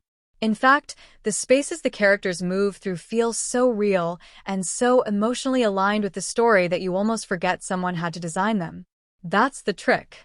When production design is at its absolute best, it disappears right into the marrow of the film. And Sling Blade nails that illusion like few others. Start with Karl's world inside the mental institution. That space is where the film begins, and it's immediately jarring. Not because it's a horror show or exaggerated, but because it's too normal. The lighting is flat and clinical. The furniture is minimal and uncomfortable. There's no art on the walls, no personal touches, no colors that suggest life or hope. Everything is designed to suppress individuality. The room where Karl is interviewed looks like it could belong to a school, a hospital, or a government building. It's nowhere and everywhere at once. And that's the point. He's been institutionalized so long that even his environment has forgotten who he is. It's a place designed to erase personality. That blandness is intentional, and it says more about Karl's backstory than a flashback ever could. When Karl walks out into the world, the change in visual texture is instant. Suddenly, color returns. It's still muted and natural. This isn't a Technicolor dream, but there are trees and houses and signs of life. You can feel the weight of the Arkansas air. The cinematography lets you see every crack in the sidewalk, every chip in the paint, every smudge on a window. But none of it feels dirty in the grimy Hollywood sense. It feels real. The film doesn't manufacture poverty. It documents it. This isn't poverty porn. It's an honest depiction of working-class American life. And the production design reflects that beautifully. Homes look lived in, cars look used, stores are cluttered with mismatched goods, and everything feels slightly weathered. You never doubt for a second that these are real spaces with real people living real lives. Then there's the house Karl comes to share with Linda and her son Frank. This setting is a masterstroke of understated emotional design. The house isn't spotless. It's not stylish, but it's warm. It's welcoming. The furniture is old, but soft. The walls are plain, but they hold meaning, pictures, magnets, little signs of life everywhere. It's a house with history. The production designers don't over-explain it. They don't hang signs over every object. They let the rooms speak for themselves. You can see that Linda has done her best to make this house a home, even with limited means. There's love here, but there's also exhaustion. There's safety, but also fragility. It's not a fairy tale cottage. It's a real place trying to hold together a real family. And Karl's quiet presence in that house shifts the energy in subtle ways. The lighting grows softer. The camera lingers longer. The home becomes not just a setting, but a metaphor for stability, something Karl hasn't had in years. Now contrast that with Doyle's home, which is a striking piece of character-based production design. This is a space that feels sick. It's dark even when the lights are on. The furniture looks like it's been sat in too long. The kitchen is cluttered in a way that feels careless, not busy. It's a house of chaos, and the design communicates that immediately. There's no structure, no warmth, no sense of comfort. The walls feel like they're closing in. Even the items on the shelves seem precarious, like one loud noise might send them crashing down. It's a visual extension of Doyle himself. Unpredictable, aggressive, and off-kilter. You don't need to be told he's a toxic presence. The house tells you that from the moment you walk in. The garage where Karl finds work? That's a temple of grease and grit. And it's glorious. There's something deeply satisfying about how the set is dressed here. Tools hanging on walls, oil cans scattered around, tires stacked like monuments to hard labor. It's chaotic, but functional. You can tell people actually work here. This isn't a set that was built to impress. It was built to feel used. And Karl fits into it perfectly. It's a place where he doesn't have to speak much. He can just fix things. There's an honesty to the space, and it mirrors Karl's own straightforward, no-frills character. The way he sweeps, organizes, repairs. His interactions with the space are visual cues to his internal world. He's finding order in small places. And the set makes that possible without having to say a single word. Every environment in Sling Blade is selected and designed to reflect emotional states. The drab, disconnected institutional world. The fragile warmth of Linda's house. The simmering volatility of Doyle's home. The grimy but honest haven of the repair shop. These are not just physical locations. They are emotional environments. And what's truly remarkable is how seamlessly these spaces transition as Karl's inner world changes. As he begins to reconnect with life, the world around him becomes more vibrant, more layered, more textured. Not in a showy way, but in a deeply grounded one. It's as though the production design itself is responding to a slow emergence from emotional numbness. And perhaps the most brilliant thing of all, nothing in Sling Blade feels staged. There's not a single object in the frame that feels like it was placed there to impress an audience. The design doesn't scream, "Look at me." It says, quietly, "Look closer." Every peeling paint chip, every worn-down floorboard, every creaky screen door, it all speaks to lives that are ongoing, messy, and real. And when production design can do that, when it becomes part of the emotional language of the film, you know you're watching something truly special. All right, let's really dig into the dialogue and script of Sling Blade, because this isn't just a screenplay. It's a slow-burning emotional symphony where every word, every silence, and every strange pause hits like a drumbeat you didn't see coming. It's a masterclass in restraint, a bold commitment to minimalism, and one of the rare examples of a script that dares to slow down and listen to its characters instead of rushing them toward the next big scene. In a world full of overwritten, overly polished dialogue, Sling Blade whispers its truths, and somehow they echo louder than most. What makes the script so remarkable is that it's deeply rooted in authenticity. Thornton doesn't just write dialogue that sounds good. He writes dialogue that feels true, like it was picked up off the dusty floor of some forgotten town in Arkansas. The language isn't stylized or adorned. It doesn't try to impress. It just is. That's a rare thing in film, and it gives every conversation in Sling Blade a kind of intimacy, as if we're eavesdropping rather than watching actors perform. The way Karl speaks, slow and methodical, feels like a man who's used to weighing every word before releasing it. It's not because he's stupid. It's because his life has taught him that words can be dangerous, misunderstood, or just plain unnecessary. Take that now iconic line. Some folks call it a sling blade. I call it a Kaiser blade. On the surface, it sounds almost absurd. But listen closer, and it's doing so much work. In that single sentence, we learn about Karl's background, his odd specificity, his relationship with violence, and his peculiar sense of right and wrong. The script is full of these moments, lines that seem simple but carry entire histories in their shadows. It's the kind of writing that rewards listening, not just hearing. And then there's the way the dialogue uses silence. Yes, silence is part of the script. Thornton knows that some of the most powerful communication happens when nothing is said at all. Karl will often stop mid-thought. He'll pause. He'll look down. And the silence will hang. Not because he forgot his lines, but because he's thinking.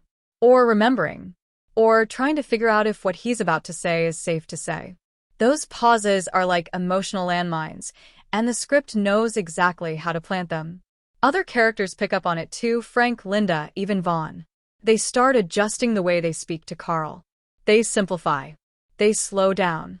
The dialogue becomes a living thing, shaped by the dynamics between the characters. That's brilliant scripting, where conversations evolve in real time based on emotional cues. Now, let's talk tone.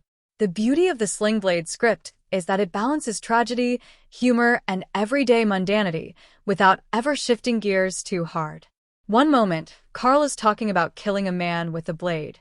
The next, he's fixating on French fried potatoes. And it never feels jarring. Why? Because that's how real people are. We don't compartmentalize the way movies often suggest. We laugh during funerals. We make jokes in hospitals. We shift awkwardly between pain and pleasure all the time. The script of Sling Blade understands this innately, and it captures that messiness of life with remarkable precision.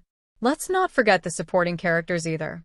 Doyle's dialogue is a wild, messy wreck in the best way possible. His rants are the opposite of Karl's measured speech. They're rapid, chaotic, self-centered, and loud. But here's the thing, they're accurate. Thornton doesn't write Doyle as a stereotypical villain. He writes him as that guy you know. The one who drinks too much and talks too loud and turns every sentence into a threat or a complaint. His language is full of insecurity masquerading as bravado. He dominates rooms with noise, not wisdom.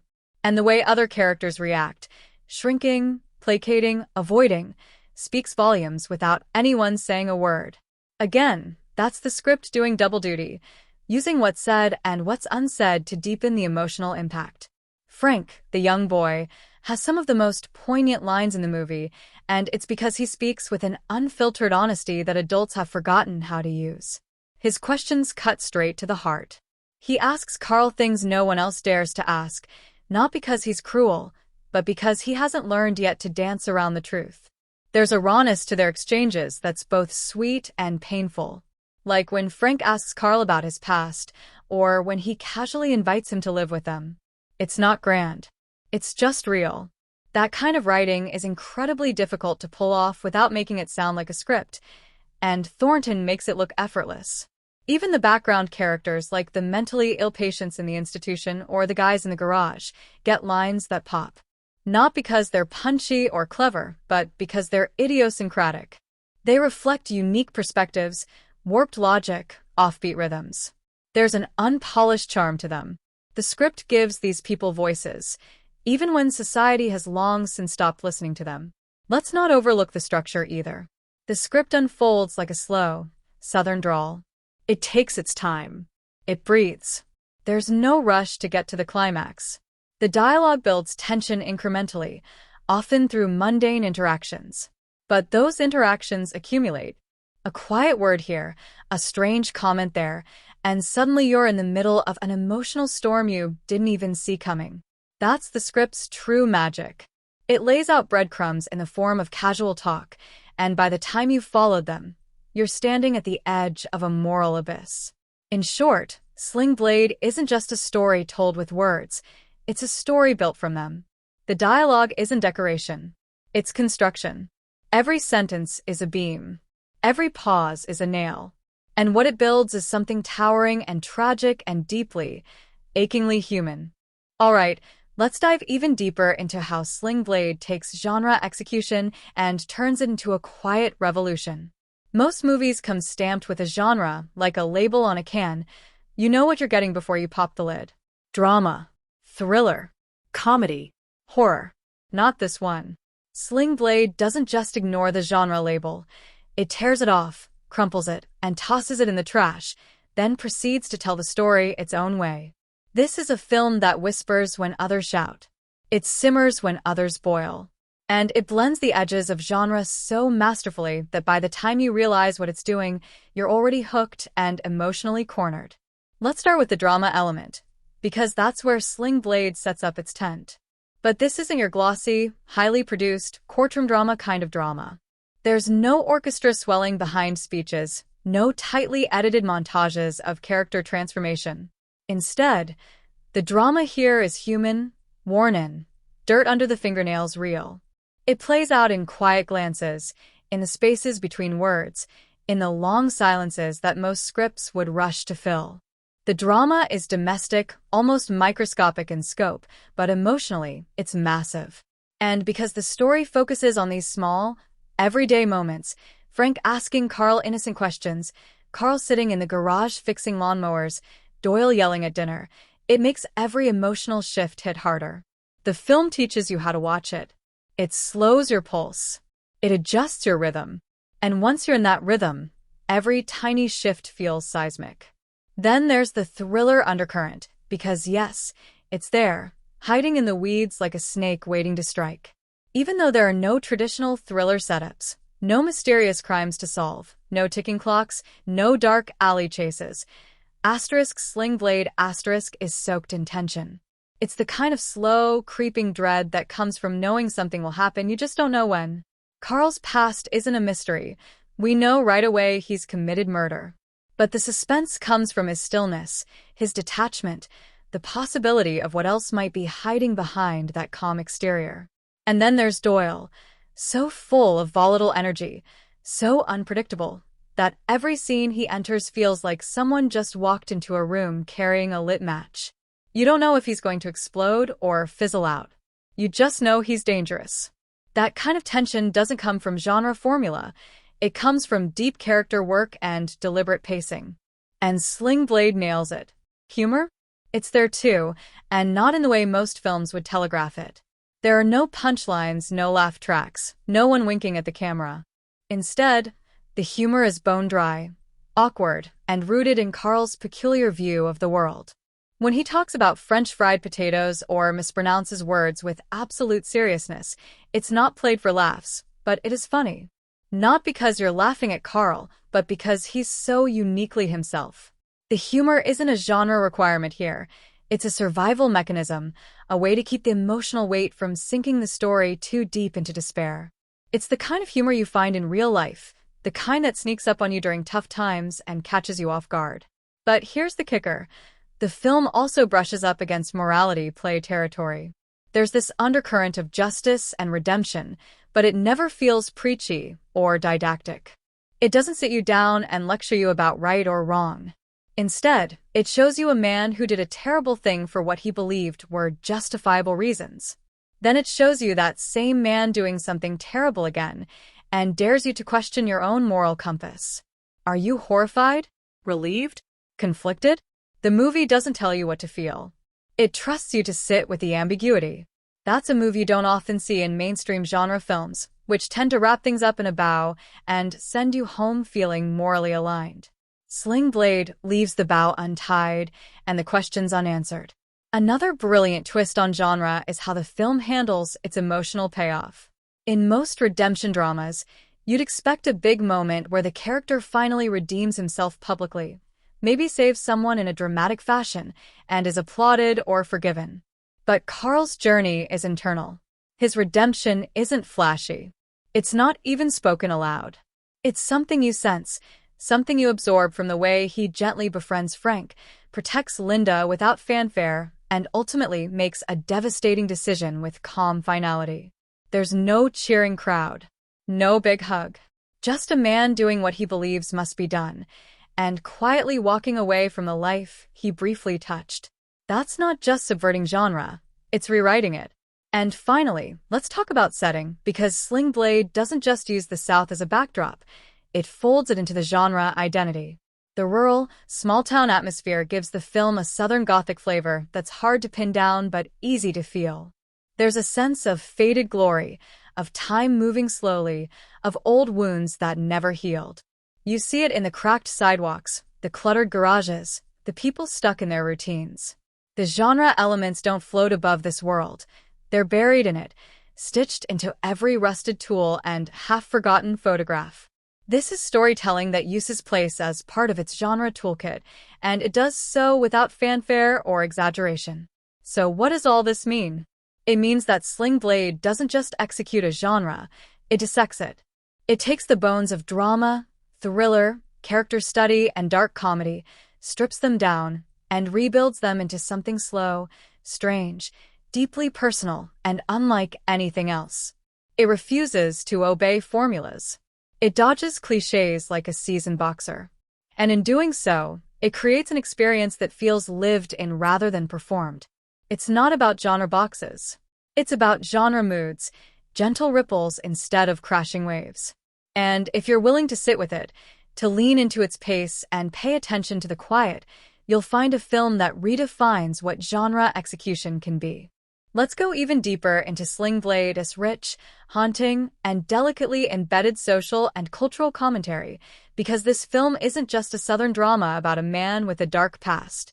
It's a mirror held up to a world full of contradictions, quiet prejudices, inherited pain, and the things we whisper about but rarely confront. The brilliance of Billy Bob Thornton's storytelling is that it never announces these themes with a megaphone. Instead, they creep into the corners of the screen like shadows at dusk, so by the time you realize what you're seeing, it's already under your skin. Take the film's commentary on class division and economic stagnation. This isn't a town on the edge of prosperity. It's a place where people are surviving, not thriving. There's a worn-down feel to everything, from the peeling paint on the diner walls to the lifeless rhythm of the town streets. The characters' lives are tethered to routine jobs, battered furniture, and the emotional wear and tear of never quite having enough. Karl himself becomes a symbol of this economic stillness, a man released into a society that doesn't have a place for him, not because he's dangerous, but because the safety nets for people like him are paper-thin or non-existent. He finds work fixing lawnmowers not because he's chasing dreams, but because it's the only thing available to a man with his history and his silence. The town has no ladder for people to climb, only a porch to sit on and stare into the distance. Now let's talk about violence, not the cinematic, action movie kind, but the slow, corrosive violence of abuse, generational trauma, and social neglect. In Doyle's household, violence isn't just a thing that happens. It's the air the characters breathe. It hangs over every dinner conversation, every awkward laugh, every night where footsteps on the porch cause everyone in the house to freeze. Doyle doesn't just throw punches. He weaponizes presence, unpredictability, ego. The film smartly avoids making this a simple, good versus evil scenario. Instead, it shows how this kind of domestic tyranny becomes normalized. No one runs to the police. No one stages an intervention. It's all just part of life. Another reason to tread carefully. It's the cultural silence around abuse that becomes one of the film's most chilling commentaries. The system isn't broken. It was never built for people like Linda or Frank to begin with. Masculinity, or more precisely, what society expects of men, is another theme the film peels open slowly but mercilessly. Karl is seen as less than because he doesn't perform traditional masculinity. He doesn't fight, doesn't shout, doesn't dominate a room. But his quiet strength, his patience, and his empathy stand in stark contrast to Doyle's blustering, toxic male persona. Doyle's version of manhood is all about control, over women, over children, over space. And when that control feels threatened, he lashes out. But Karl? His masculinity is quieter, more measured, and oddly more powerful. It asks, what is strength really? Is it the ability to control others, or the ability to protect them at a personal cost? Is it rage, or is it resolve? The film never answers directly, but it shows you enough to question everything you thought you knew about what it means to be a man. Religion and morality are everywhere in Karl's story, not as decorative elements, but as deeply embedded gears in his psyche. From the opening monologue where Karl explains his understanding of sin and righteousness to his final, deliberate act, the film paints a portrait of a man whose moral compass has been shaped and warped by a deeply literal, black and white interpretation of Scripture. The Bible was given to him in the institution, but no one seems to have taught him how to interpret it. So he does what many do. He latches onto the parts that resonate with his experience, filtering justice through a kind of Old Testament lens. There's no room for forgiveness in Karl's decision. It's all about protecting the innocent by any means necessary. What makes this so profound is how the film never judges him. It doesn't condone or condemn. It simply lays bare a haunting question. What happens when someone builds their morality in a vacuum, shaped by trauma, isolation, and a handful of rigid texts? And then there's queerness, hinted at but present in a quietly revolutionary way, especially considering the time the film was released. Vaughn is coded as a gay man, not flamboyantly, not as comic relief, but as a fully realized person who is kind, competent, and quietly courageous. His presence in the story brings up a subtle but powerful point about intersectionality. Vaughn, like Karl, doesn't quite fit in. He's different. He's whispered about. But unlike Karl, he's educated, articulate, and refuses to shrink to make others comfortable. And yet, even he can't protect Linda and Frank from Doyle. His marginalization is quieter, more social than institutional, but no less impactful. In Vaughn's interactions, you feel the loneliness of being the other in a conservative, small-town world, a loneliness Karl understands in a very different but parallel way. Their silent alliance, built on mutual respect and outsider status, is one of the film's most touching and quietly radical elements. And finally, we can't ignore the commentary on justice versus morality. The law lets Doyle roam free. It lets abusers keep abusing. It lets the mentally ill out into a world that has no place for them. But Karl? Karl enacts a justice of his own, one that feels both inevitable and unsettling. His choice isn't about vengeance. It's about logic from his own internal system of right and wrong. He doesn't rant or rave. He simply removes the threat. And what's terrifying and brilliant is how right it feels, even as you watch it with a sinking heart. You know what he's doing is illegal. But is it immoral? The film doesn't lead you by the hand. It trusts you to feel the contradiction, to sit with the weight of it. So while Sling Blade might look like a simple tale of redemption and tragedy, it is in fact a quiet explosion of commentary on how we treat the misunderstood, how silence enables cruelty, how systems fail the vulnerable, and how sometimes the most broken people are the only ones willing to fix what's wrong. It's not a speech. It's a whisper that stays with you long after the credits roll. All right, let's go all in. Let's talk about Sling Blade and how it doesn't just engage its audience. It hypnotizes, challenges, and emotionally ambushes them in a way few films ever dare. When you sit down to watch Sling Blade, you're not watching it in the traditional popcorn movie sense. You're not just along for the ride. You're stepping into a world that grabs your hand gently, looks you in the eyes, and says, "You're going to feel this, whether you're ready or not." Right from the beginning, you know this isn't going to be a casual viewing experience. The first thing you hear is Karl Childers' calm, eerie voice, recounting in chilling detail a horrific crime. But what's shocking isn't just the story, it's how calmly he tells it. No remorse, no dramatics, just fact. And just like that, the audience is pulled in, not because Karl is likable, not because he's charming, but because he's deeply human and totally unfamiliar. You've never heard someone like him speak like this before, and that unfamiliarity becomes magnetic.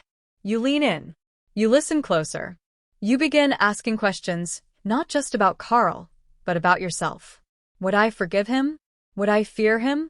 Would I talk to him, or cross the street to avoid him? That's emotional engagement from frame one, and it never lets up.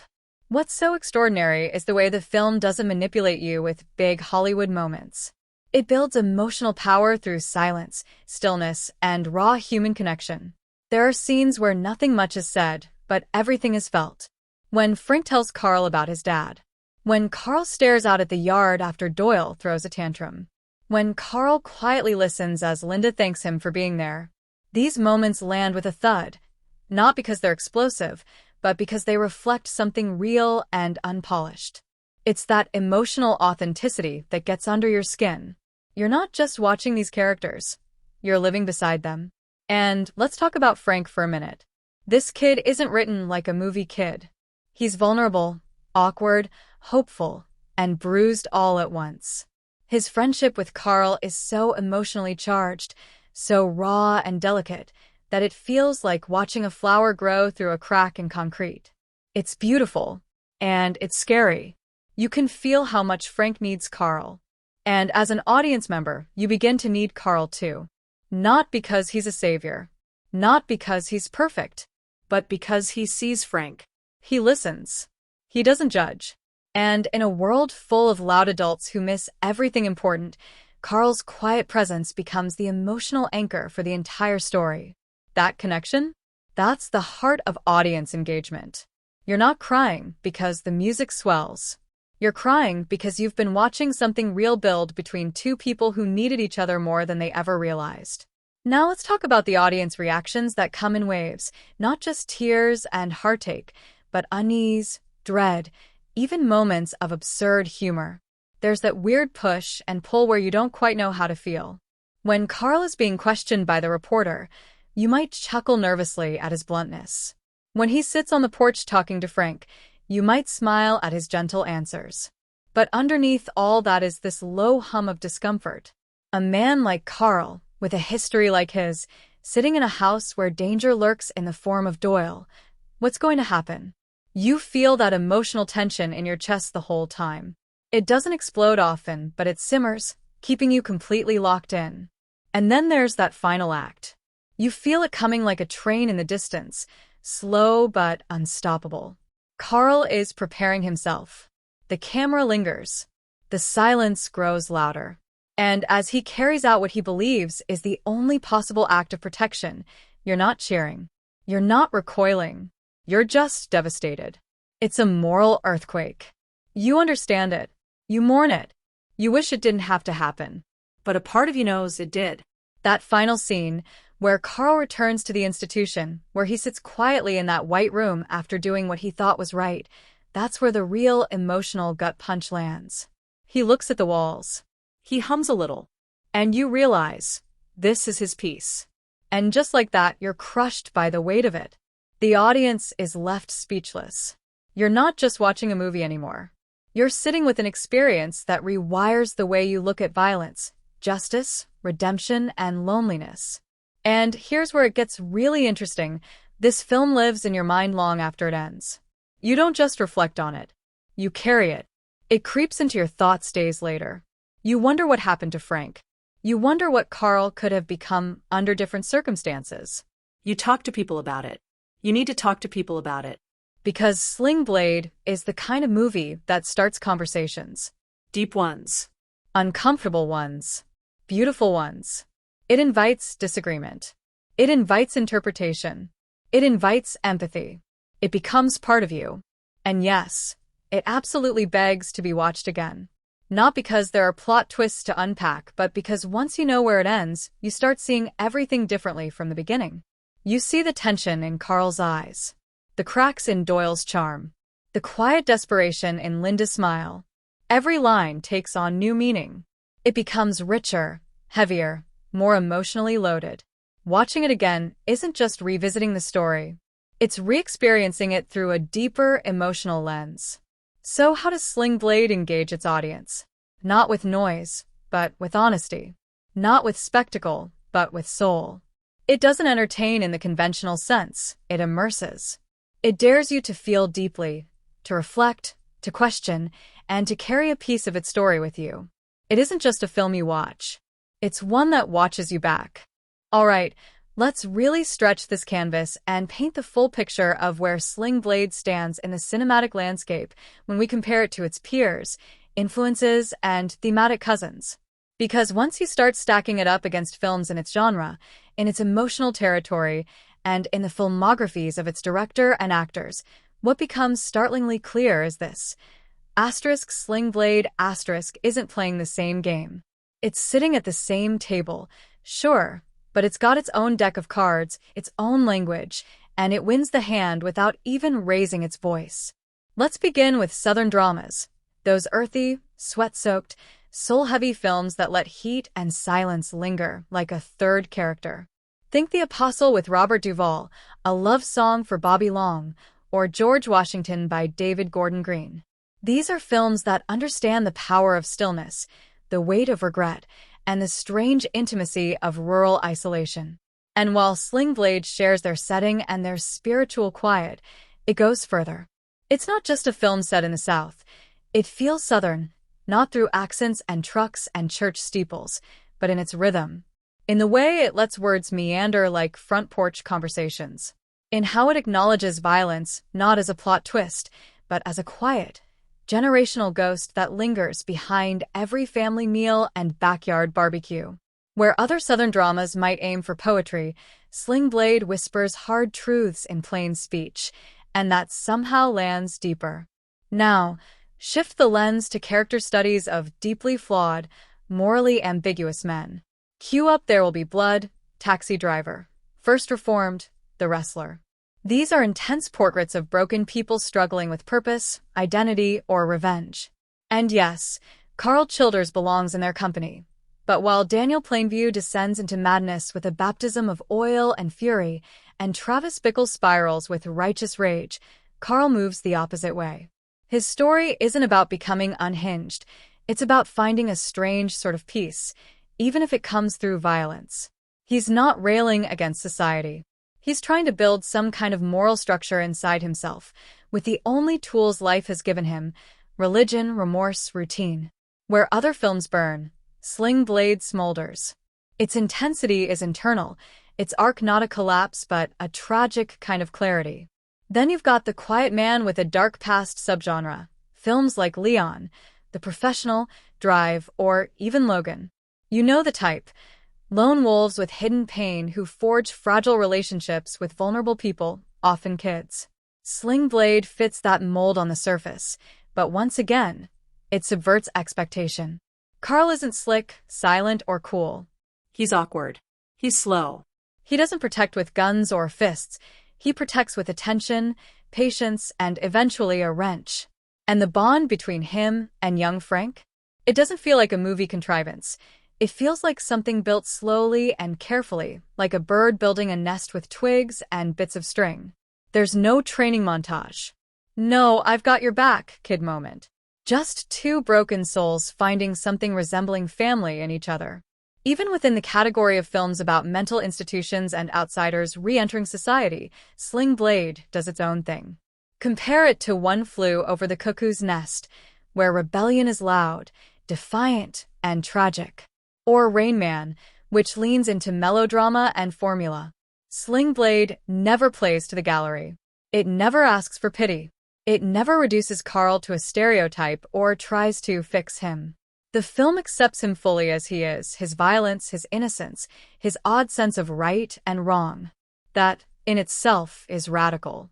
The movie doesn't turn Karl into a metaphor or a symbol. He remains resolutely, stubbornly human. And that's more powerful than any cinematic arc. Now step back and look at Billy Bob Thornton's body of work. He's worn many hats: writer, actor, director, cowboy, villain, misanthrope. But Sling Blade is the big bang moment of his career, the origin point that still defines his legacy. You can see echoes of Karl in other roles he's played, but nothing matches the emotional restraint and quiet power of this performance. As a writer, Thornton crafted a script that's so spare, so controlled, that every line feels deliberate. As a director, he made the brave choice to let the film breathe, to let silences run long, to show rather than tell. He directs like Karl speaks, carefully, without wasting words. It's a directorial debut that doesn't feel like a debut at all. It feels like the work of someone who's lived the story 100 times and finally found a way to get it out. And what about in the landscape of 90s indie cinema? We're talking the golden era of Sundance darlings, Reservoir Dogs, Clerks, The Blair Witch Project, Dazed and Confused. Many of these films burst through with energy, style, and youthful defiance. Sling Blade doesn't burst. It emerges. Quietly. Almost apologetically. And yet, it sticks harder. While other indie hits were defining the culture, Sling Blade was drilling into the soul. It wasn't just about new voices. It was about a voice we'd never heard before, telling a story we didn't know we needed. So does Sling Blade fit into its genre? Kind of. Does it follow a formula? Not even close. It's like someone handed Billy Bob Thornton the blueprint for a redemption arc, a southern drama, a psychological thriller, and a found family tale, and he gently tore it up, folded the scraps into paper cranes, and scattered them across a quiet Arkansas field. And somehow, those paper cranes formed a story that's more haunting, more honest, and more unforgettable than most of what came before or after.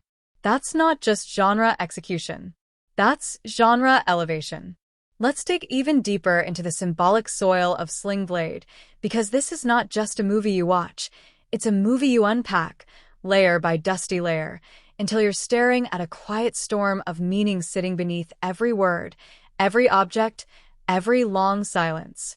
It's subtle, patient storytelling that hides whole emotional universes inside an empty backyard, a pair of shoes, or a jar of mustard. It doesn't spoon-feed symbolism. It trusts you to feel it before you even understand it. Let's talk more about that Sling Blade, or Kaiser Blade as Karl calls it. This isn't just a murder weapon, it's an emblem of Karl's past, his trauma, and oddly enough, his justice system. It's curved like his life, blunt and brutal, not meant for finesse, just raw, final actions. He could have used anything for what he does, but returning to the same tool he used decades before isn't coincidence. It's Karl asserting control, closing a loop, answering violence with the only method the world ever taught him. But here's the kicker. He doesn't do it out of rage. That blade isn't about revenge. It's about rescue, sacrifice, twisted morality. It represents a truth he knows the law can't carry out. Now, let's zoom in on doors. Yes, doors. In Sling Blade, they're doing heavy symbolic lifting. Karl is constantly shown entering and exiting spaces. The institution, Frank's house, the garage, the police station. Each doorway represents a threshold between isolation and connection, between being locked up and being let in. But there's always a tension. Karl's never quite inside any world. He's either peering through a doorway, standing awkwardly at its edge, or being watched as he walks through it. He's a man in transition, and those doors tell us exactly how hard it is for him to pass from one world to another. Freedom isn't just a physical space, it's emotional. It's social. And for Karl, every doorway is a test. Then there's light and shadow. Watch closely, and you'll notice how often Karl is framed in dim light or shadowy corners. This isn't just mood, it's a visual metaphor for Karl's blurred moral landscape. He's not a clear-cut hero. He's not a villain. He lives in the in-between, the half-lit places where trauma hides and pain festers. When we do see him in light, it's soft, filtered, like sunlight through an old curtain. Never harsh, never celebratory. The lighting reflects his internal state, a man who wants to do good but doesn't always know how, a man whose soul is flickering, not extinguished. Let's dig into silence again. Silence in Sling Blade isn't just the absence of noise. It's communication. It's meditation. It's judgment. Every pause between Karl and another character holds more tension than most entire thrillers. The quiet isn't empty. It's brimming with thoughts that can't quite form into words. For Karl, silence is survival. It's how he processes. It's how he protects himself.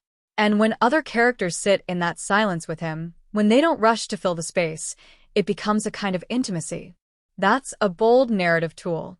Silence becomes the metaphor for connection in a world where words often fail. And how about Frank's red sweater? It seems so simple, but it shows up again and again. That red, bright, almost out of place in the otherwise muted palette, becomes a symbol of innocence, vulnerability, and warmth. When Karl sees Frank in that sweater, it's not just a boy in a knit top, it's a visual beacon, a flare of something worth protecting. In a bleak landscape filled with drunks, trauma, and resignation, that red sweater shines like a pulse, a reminder that there's still life, still hope, still someone worth saving. Let's not overlook the religious imagery. Karl reads the Bible, but he also starts to resemble a kind of backwoods saint. He's gentle with children, respectful to women, humble, self-sacrificing. When he kills Doyle, it's not for vengeance, it's to stop a cycle, to save a child. The way the camera lingers on his face, the way he accepts the consequences, it's as if he's taking on the sins of the household so others can live free. That final scene in the mental hospital? It might as well be a crucifixion in slow motion. He's returned to his cell, not in chains, but with calm, like a martyr who walked willingly into his fate. The Christian overtones aren't loud, but they're deliberate, especially in how they contrast organized religion's inaction with Karl's grim but decisive morality. Pay attention to mechanical objects. Lawnmowers. Small engines. Tools. Karl finds comfort in fixing broken machines. That's not random.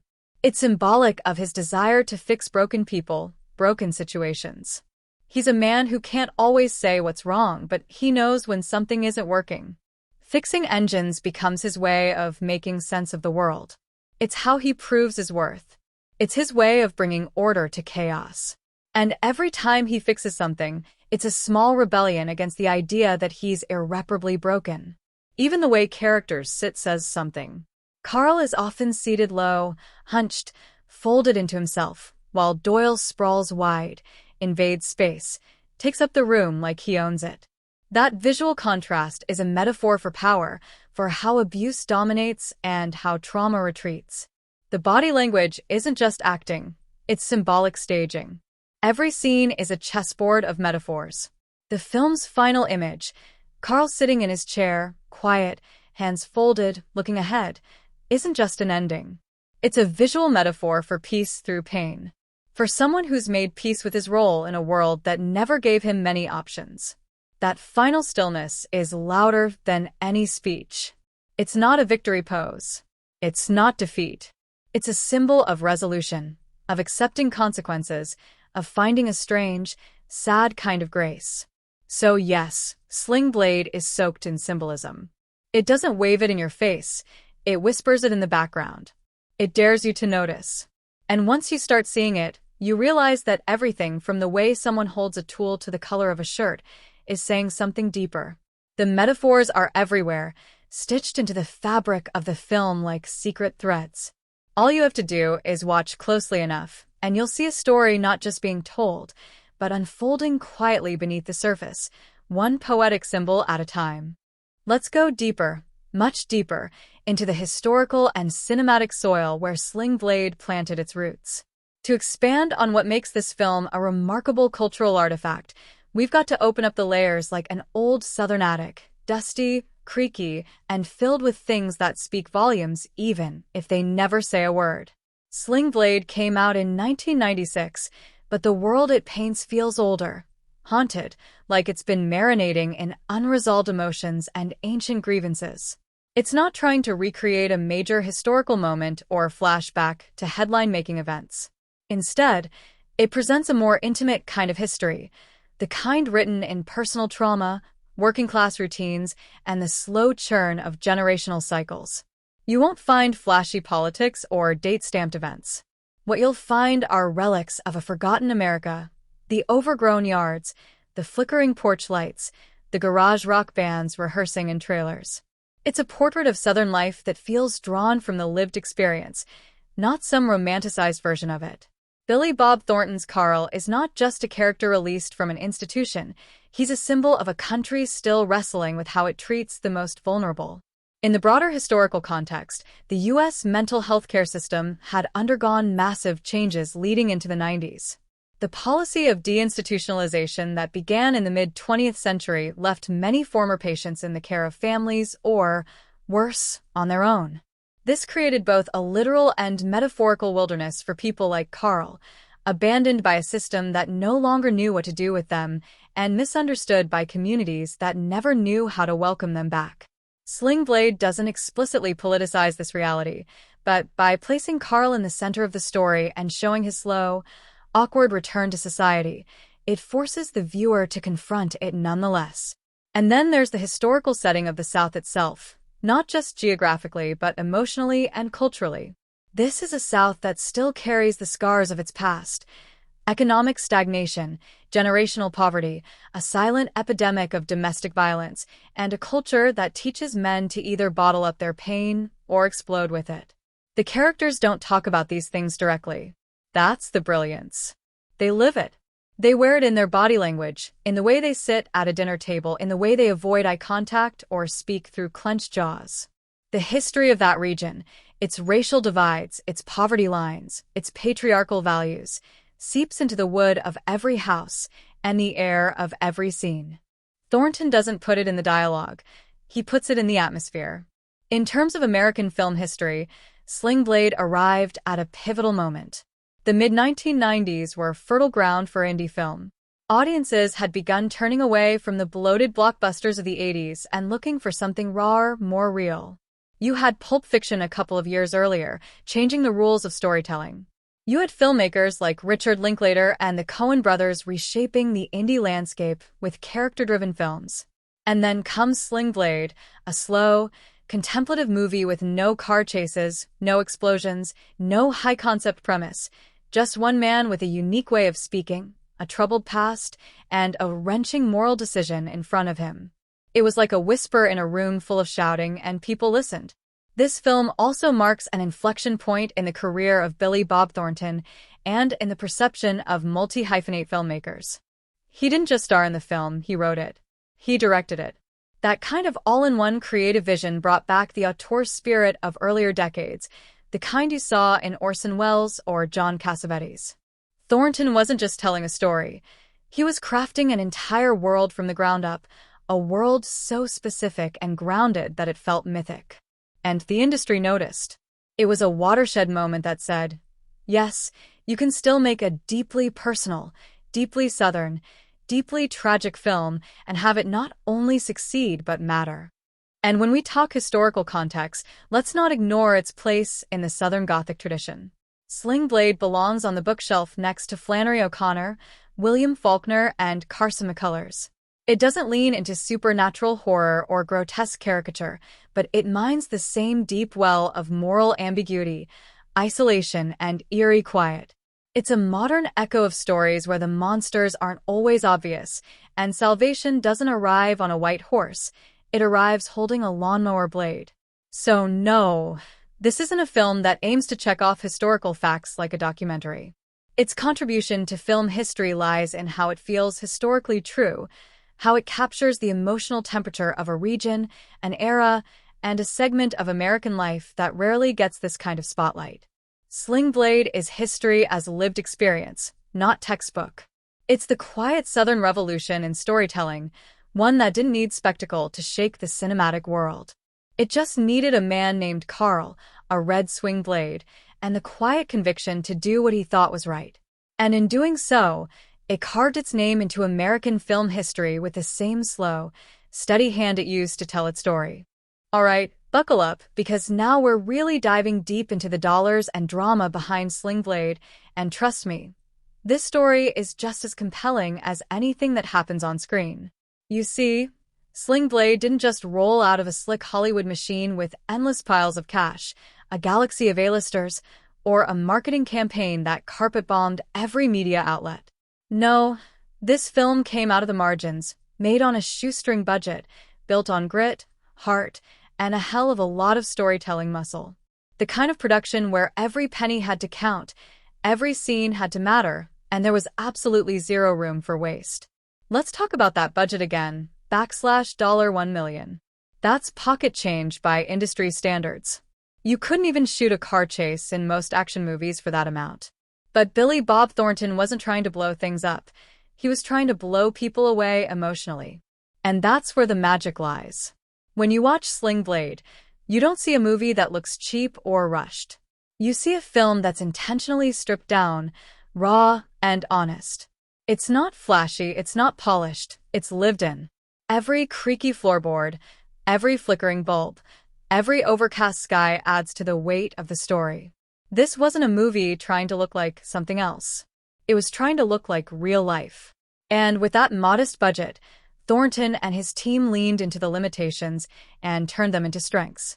The production team made clever choices. Locations were real-world spots, no fancy sets built on sound stages. Lighting was naturalistic, sometimes harsh, often soft and shadowy, amplifying the quiet tension always simmering beneath the surface. Wardrobe and props weren't designed. They were sourced, they were borrowed, they were authentic. And the camera work? It's patient. It doesn't shout or dazzle. It observes, like a curious passerby or a quiet ghost in the room. That kind of restraint didn't cost money. It cost discipline and vision and a trust in the material. Now let's shift to the box office. And here's where things get delightfully ironic. This tiny, homespun, indie drama made over $34 million worldwide. Just let that sit for a second.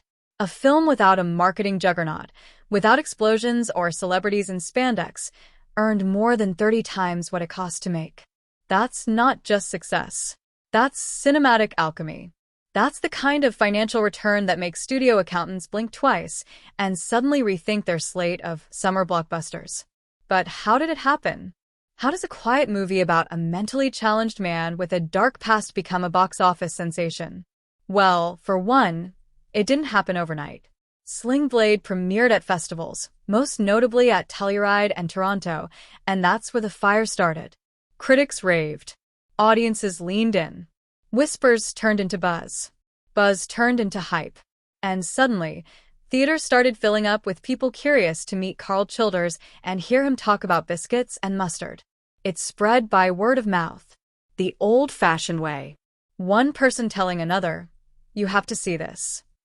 But then came the awards, the glorious, golden fuel that sent this indie rocket into the stratosphere. Billy Bob Thornton won the Academy Award for Best Adapted Screenplay and was nominated for Best Actor. That moment alone turned Sling Blade into a household name. Suddenly, people who had never even heard of the film were standing in line to watch it. Video stores couldn't keep copies on the shelves. Talk shows wanted interviews. Critics reviewed it. And all of that attention translated directly into more ticket sales, more rentals, and more recognition. And we can't ignore the ripple effect on Billy Bob's career. This wasn't just a win for a movie. It was a win for a storyteller who wore almost every hat imaginable: writer, director, actor. It turned him into a serious creative force and showed the world that storytelling doesn't have to be loud or expensive to hit like a freight train. In fact, sometimes it hits harder when it's quiet, when it sneaks up on you, like Karl does, and breaks your heart when you least expect it. Now here's the kicker. Sling Blade has continued to earn long after its theatrical run. Its influence, its legacy, its place in film history, that's the kind of long-tail indie filmmakers dream about. It's studied in film schools, quoted by cinephiles, revered by writers. And every time someone discovers it for the first time, that quiet little film earns just a little bit more cultural capital. So yeah, you could say Sling Blade was a box office success. But really, it was a creative revolution disguised as a soft-spoken Southern drama. A $1 million whisper that echoed all the way to the Oscars and the bank. Not bad for a man with a lawnmower blade and a heart full of pain. So, you're finally ready to immerse yourself in Sling Blade, a haunting, heartfelt, and utterly unforgettable cinematic experience. But you're asking the big question, where can you actually watch it? Believe me, that question used to be way harder to answer than it should have been. For years, Sling Blade was like that brilliant but reclusive genius who refuses to show up at the party. It was critically acclaimed, loved by audiences, and even an Oscar winner, yet oddly absent from the big streaming platforms. No Netflix, no Prime front page glory. Just whispers from cinephiles and the occasional dusty DVD on a library shelf. But all that changed recently, and thank goodness it did. Now, Sling Blade is finally available for streaming, and not just anywhere, but on a unique platform called Red Coral Universe. This isn't your run-of-the-mill streaming service cluttered with reality shows and algorithm-generated playlists. Red Coral Universe is an artist-first, ad-supported platform with an actual soul.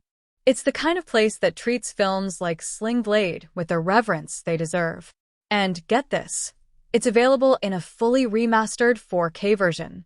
That means you're not just watching the movie, you're soaking in every gritty detail, every sun-drenched rural backdrop, every shadow on Karl Childers' face with clarity and richness that make the story feel even more immersive. And here's the cool part, you can watch it anywhere. Whether you're parked on the couch in front of your giant smart TV, streaming it on your laptop with headphones for maximum immersion, or catching it late at night on your phone during one of those can't-sleep moments, Sling Blade travels with you. The film may be set in small-town Arkansas, but now it's got a passport to screens all over the world. It's that rare indie gem that finally found the right digital home, and it's about time. But maybe you're a collector. Maybe you want to own the film, not just stream it. No problem. Sling Blade is still available for digital purchase or rental on major platforms, and if you're a fan of physical media, yes, that's still a thing. you can absolutely track down a DVD or Blu-ray. There's something undeniably satisfying about holding the film in your hands, like you've got a piece of cinematic history that doesn't depend on a Wi-Fi signal or a licensing deal. You pop in the disc, the menu loads up, and just like that, you're back in that slow, lyrical southern world that Thornton created with such care. Now, let's talk about how to watch it. Because this film is not your average weekend flick. It's not meant to be half-watched while scrolling through your phone or folding laundry. This is a movie that speaks in silences. It stares into the corners of your soul when you least expect it. To do it justice, you've got to give it space. Dim the lights. Kill the distractions. Let the ambient sound of crickets, the deliberate pacing, and the quiet intensity of the performances pull you in. Watch it alone for full introspection, or with someone who's never seen it, then talk about it afterward. You'll need to. And don't be surprised if it lingers with you. If you find yourself replaying that final scene in your mind days later. If you start talking like Karl without realizing it. If you feel like revisiting it a second, third, or 10th time just to catch the things you missed the first go-round. That's the magic of Sling Blade. And now, with it being available in high-quality streaming and easy digital access, the excuse of "I couldn't find it" is officially off the table. So, wherever you are, however you choose to watch it, on a giant screen with surround sound or curled up with earbuds at midnight, make the time. Because Sling Blade isn't just a movie. It's an emotional journey, a masterclass in restraint and power, and now, finally, it's right at your fingertips.